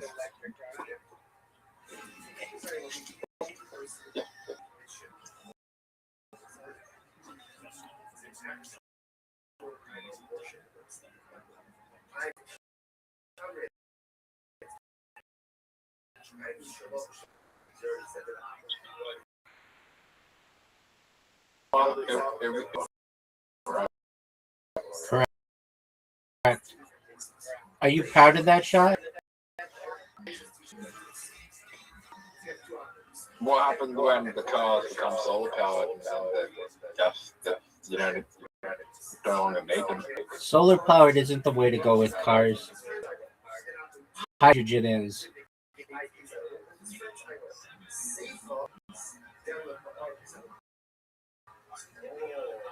Zoot, are you proud of these shots? Yeah. When cars become self-driving? They've already started.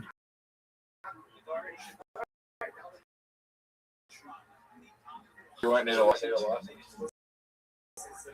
Does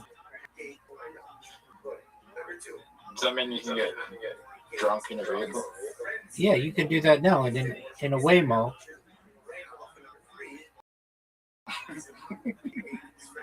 And if you pout, it plays all kind of music.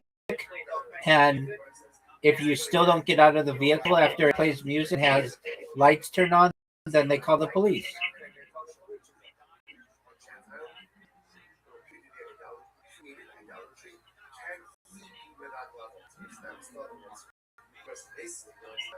Ready to go. Zoot, we're done.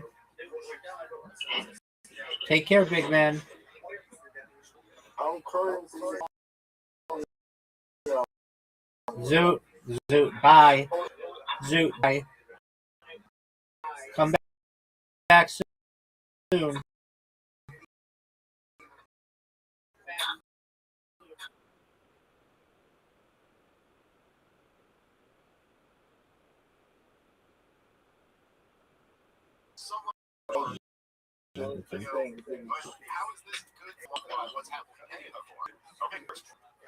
Bye, Zoot. Bye bye. Yeah.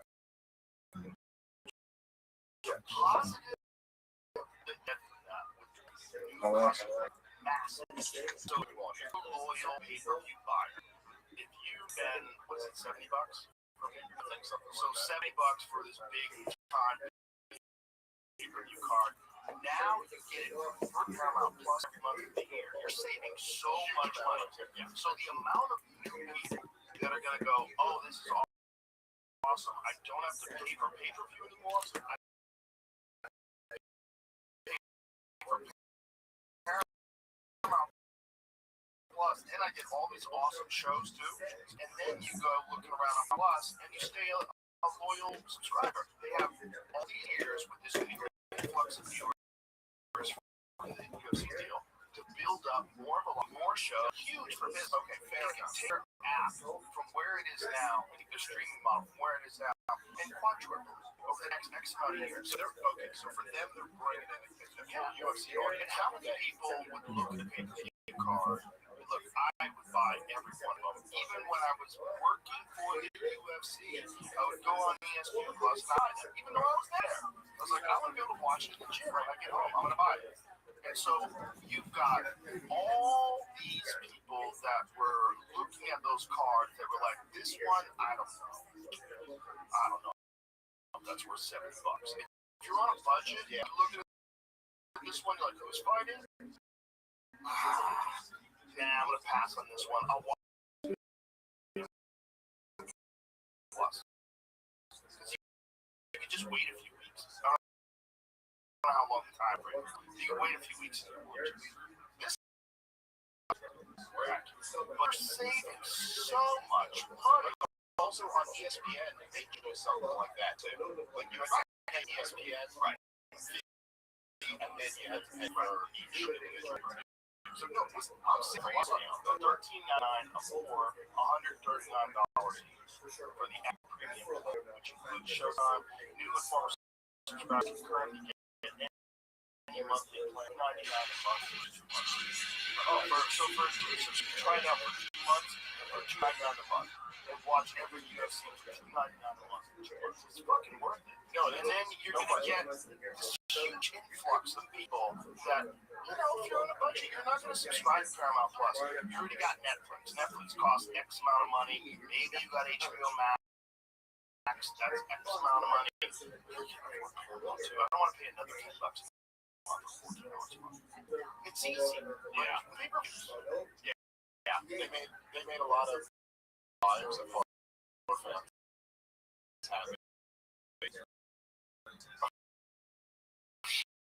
Sure, for that. Don't have to buy these papers.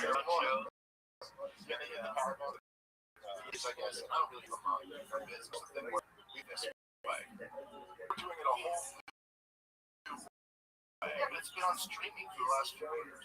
Yeah, and then Paramount, you get it on Apple TV, you get it on all these different things. There's no reason to not. It's easy. It's just great for as a business move for Paramount. It's a sport fucking move.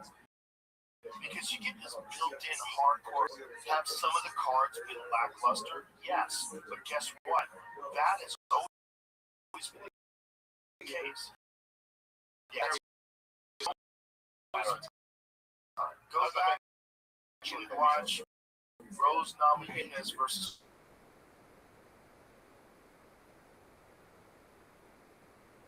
because I remember you used to say this back in the day all the time. I am like a purist fan in MMA since it like you feel like it's boring. You're like it's the most exciting. Even in a fight that's a bad fight because if you remember the Pro Cup, it's a good example of this where it was just a boring fight the entire fight, and then there's a spectacular knockout at the end of it. And even if that doesn't end up happening, you're always watching like that could happen at any moment. It always happens. I also with you. I believe in like I don't believe in stand-ups. I don't think you I don't think you separate a stalemate or whatever. It's like if someone's in that position, then yeah, you gotta get out. But if they're not doing it, no. Sean explains why we're seeing UFC's massive amount deal. That makes sense. Streaming it illegally. That makes sense. I knew there was a lot of that because there were sites that you could go to and people would open to talk about it. You can go to it and just watch the video. It's a good move, it's a good business. It's just like they just need a few banger cards. People forget about you're gonna always that will.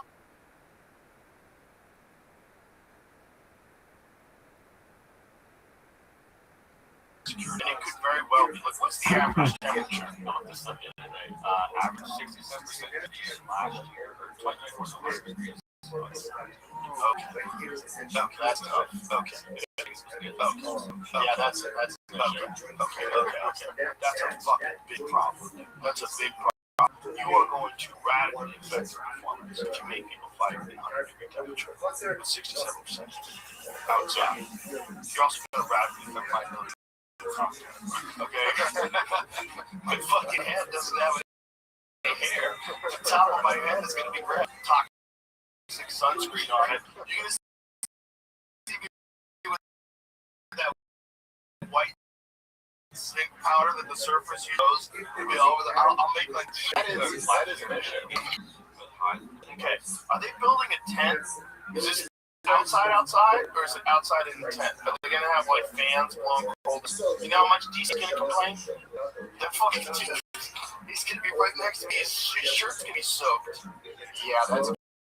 You won't be able to tell with mine because I was wearing everybody with a white shirt or a blue shirt. If Anik has a light blue shirt on, his pants are gonna be fucking up with sweat. It's gonna be ridiculous. That also like really legitimately changes the actual fight. Oh, 100%. Okay, so there, I don't see any AC there, bro.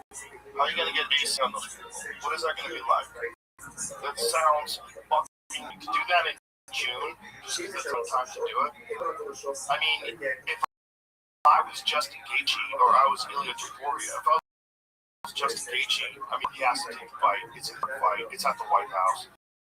He's a true red American. He wants to win the title. White House. Come on, you have to do it. He's 37 years old. Maybe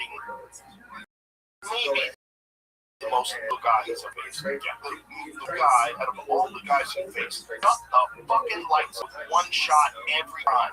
His last 3 fights is the craziest resume in the history of the sport.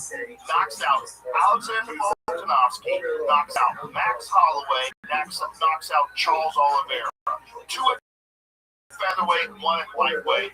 All of them. I wouldn't even say, I guess it's debatable, but certainly you could make an argument. The 2 best featherweights of all time, and one of the greatest lightweights of all time. And by the way, I know MMA math is never perfect, but look at what all of just did to Max Holloway. Yeah, who I love, one of my favorite fighters. And then you think about the way Ilya Topuria handled him. Flatlined in the first round. And what was almost as impressive as the knockout was he tried to take him down. Think about the way he got one of those body locks and tried to take him down. Think about how helpless Max Holloway was. And how helpless a whole bunch of guys are getting off when he gets his hands around you. And Ilya Topuria, he tried to do that. He ends up on top and passes his guard right away. Also,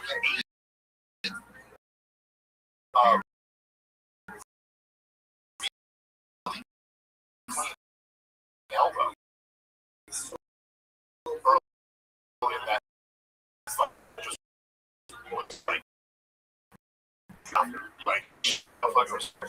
he's great. This is probably I don't want it to be outside. Warming up at the White House, like what do you have, tents with mats on them, and these guys are gonna be slipping around in puddles of sweat, shadow boxing is a situation where before you come out, who's gonna slip on sweat and blow their ACL out? You know, I mean, have you ever done striking on mats when a bunch of dudes been training like in a class? It's so fucking slippery. If it's that hot, it's gonna. They have these mats where they're gonna get up in air conditioned buildings somewhere.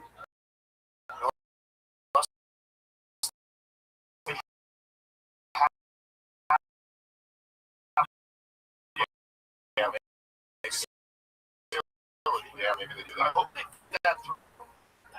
The president loves the UFC so much. Wants to do it in the White House. I don't like it at all. World, you know, you've got the interim heavyweight world title, and then you've got multiple.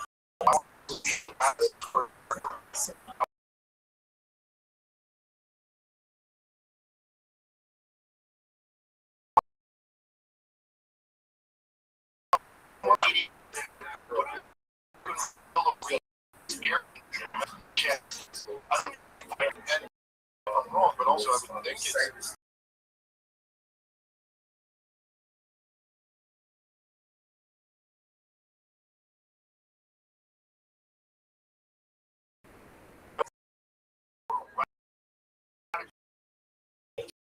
dehydrated. So 4 hours ago, to compete in the sauna, you're basically asking them that there's not to weigh 180 pounds to fight at 180 pounds. Instead, you have to have 2 guys 180 pounds, cut down to 150 pounds, and then rehydrate up to 180 pounds to fight at 180 pounds. And weaken themselves, like radically weaken themselves. I see those guys that say they weigh in. The worst ever that I ever saw was Travis. So Travis, yes, he missed weight, but I was thinking things wrong. Right? So this was back when it wasn't ceremonial weight. Like now, they give him more time. You wait in the morning. And so I was backstage watching X amount of times to make the weight.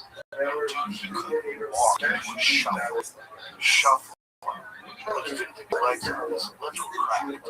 His face was drunk. It looked like he was gonna die. Like a guy who had been shipwrecked, and like lost at sea, and just drinking his own piss for a week. And they found that's what he looked like. But he was. That's right. I mean, that is what he was. And 24 hours later, he has to fight the biggest middle of all time. He has to fight Anderson motherfucking Silva in his prime. And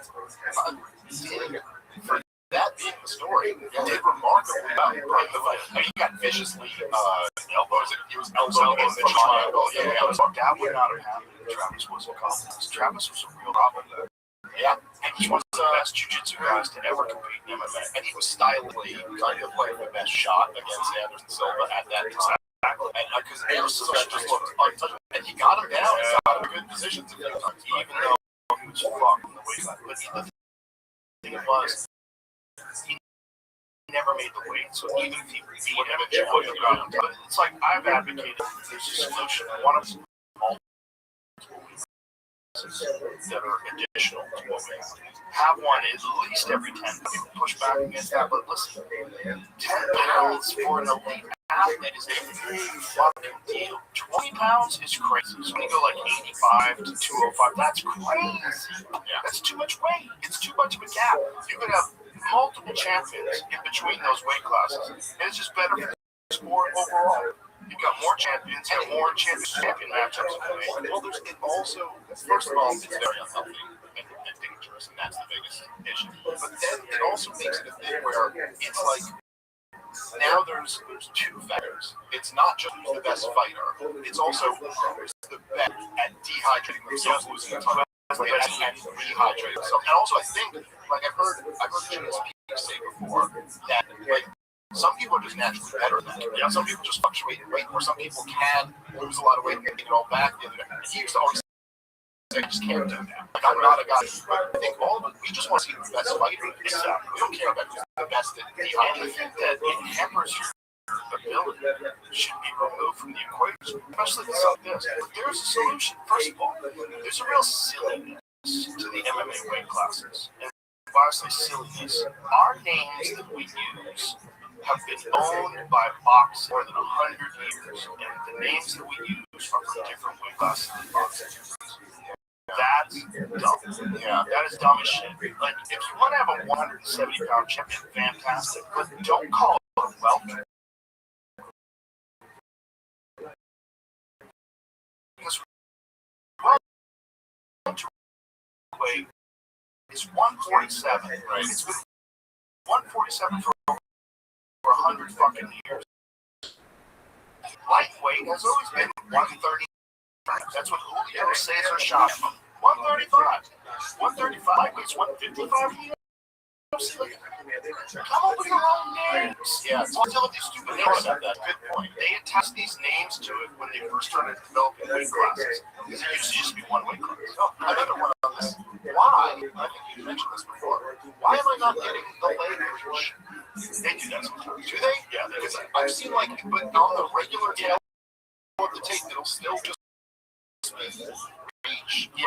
But if this, because that actually for MMA is such a huge work. Like it's such a huge. Because like, if you're in kicking range of me, but my friend Larry, very joke back in those days, he had this short torso. What's this? Oh, that's crazy. That's crazy. Steve just has a way longer torso. That's nuts. Oh wow, that's crazy. Well, Aldo was such a good kicker. He's part of the reason why. My friend Larry had this short torso. He was like 60. He was all legs, and he was this insane kicker. He was like a freak, like he was made out of lap. And when guys would fight him, when you see guys in tournaments fighting, they'd be like, what the fuck am I going to do with this? Because his reach was so nuts, and he was so fast with his kicks, and you couldn't get anywhere close to him. If you were in his weight class and you were normally built, right? His built one, his torso was shorter than mine. His crazy long legs and long arms. Yeah, like some people are just built certain ways for striking. It's fucking unbelievable. He's impressive. He's not taller. Yeah, you know, and pieces were flying by. Oh, I mean, Charles Oliveira looked so much bigger than in that fight. So much bigger than him, too. Oliveira is big. It's like the sport's fine. It's not in trouble. The sport's not in trouble. The heavyweight division is in trouble. The heavyweight division's got a problem. It's in a weird situation. The Alex Pereira thing is very interesting. Alex Pereira versus Cyril is very, very interesting. Wow, he has a problem. He's super athletic. He's really fast. He's super skillful in striking. His Muay Thai is absolutely unique. He does a lot of things different than what a lot of people do.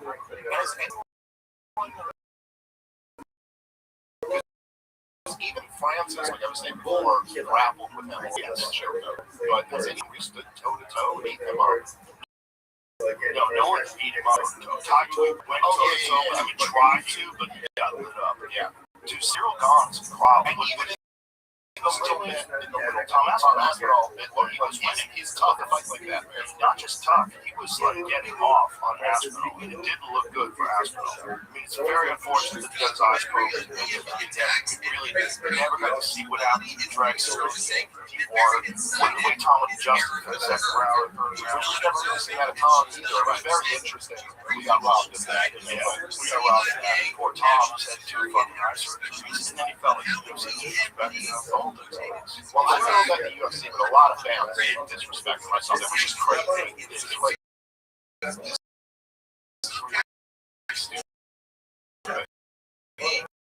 we talked about this last night. Each of these one period posted has one.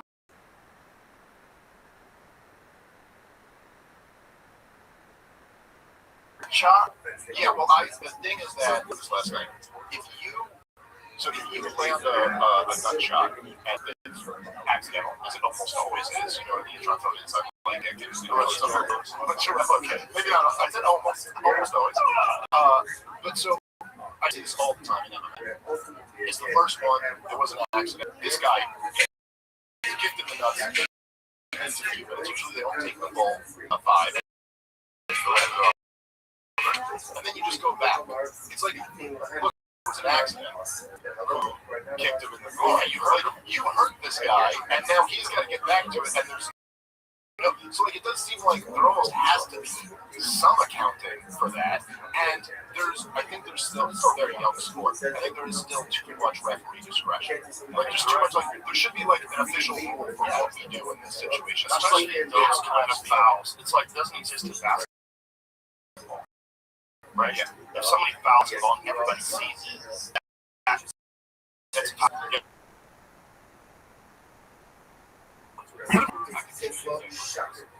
I'm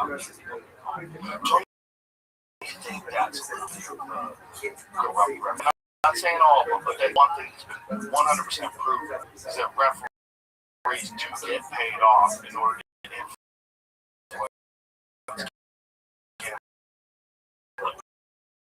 Yeah, there was that one referee who, which was like a series that was like, like everyone was like, yo, it was crazy. It's like, oh yeah, that's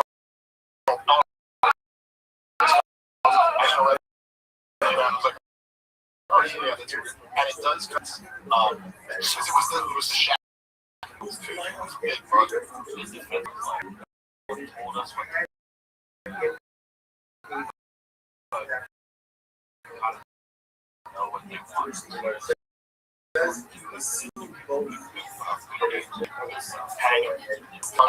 Must be the judges hang it all in front of the kingdom.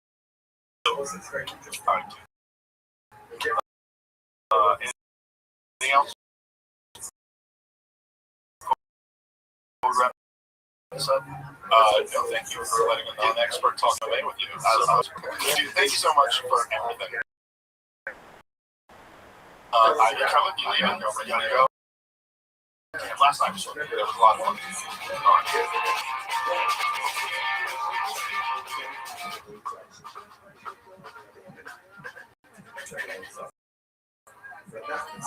Do it. If it involves destruction. Even though, yes, I do want the continued existence of the I want to regulate it. I don't break it. I don't want to blend so I want to, nevertheless, go ahead and check these.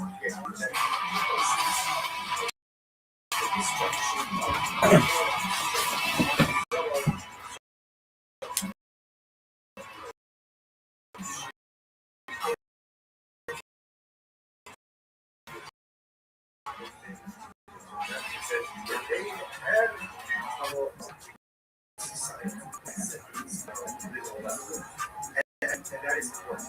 Members of society, just general creative society, should vote.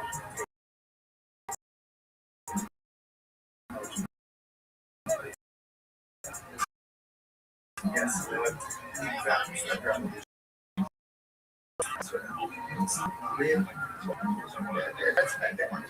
That has to be our approach. And then another when there's something that is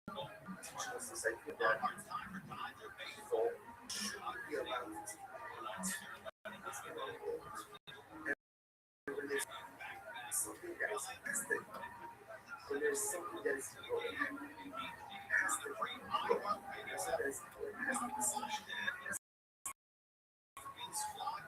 Because for and unfortunately, becomes the norm. Sometimes then those money but that's an event. Yes. Destroy the INS,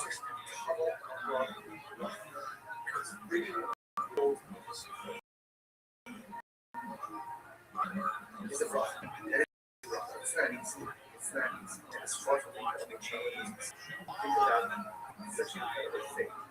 Think about what relation is it's not you think that like just like source, like just classical, because we're doing between the notes and yet again, it's like it's often you can't see what's the difference, you can't speak right now. It's also some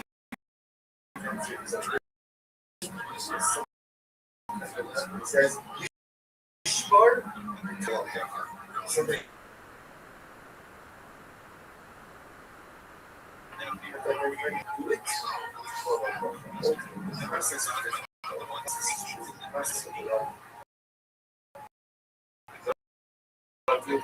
Inside of the process, that's what the art goes like.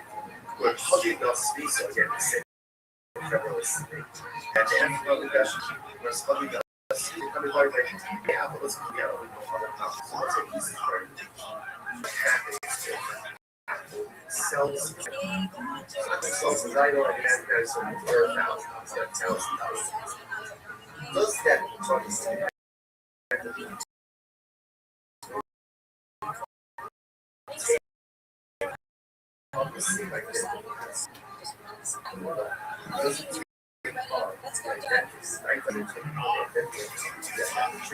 we're not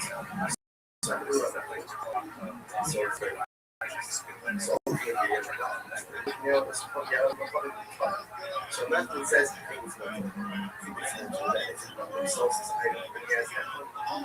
money does not make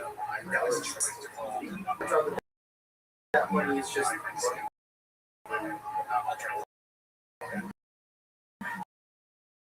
so here's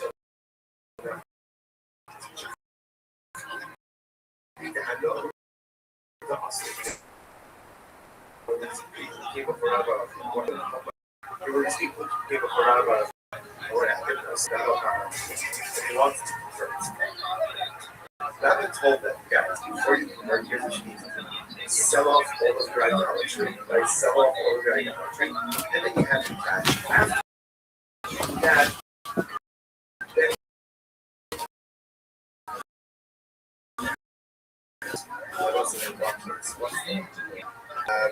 Guess who is getting all of these guys also if they convert it's still only a college, then that's college. When you get near Bob, try to speak. It's a problem to me. When I care, Bob,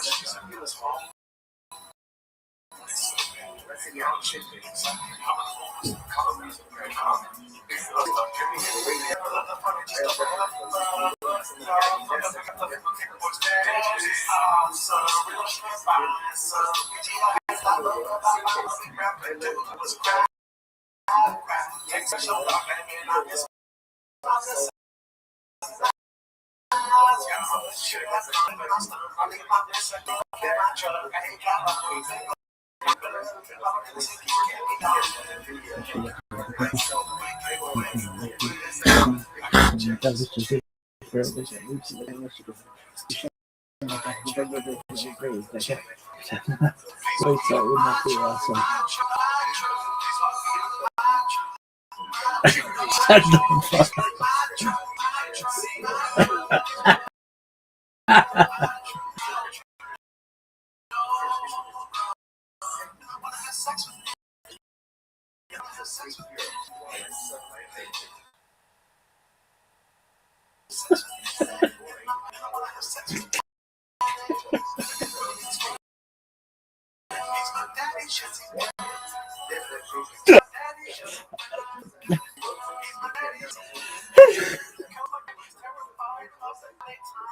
Welcome back to Timmons Shop.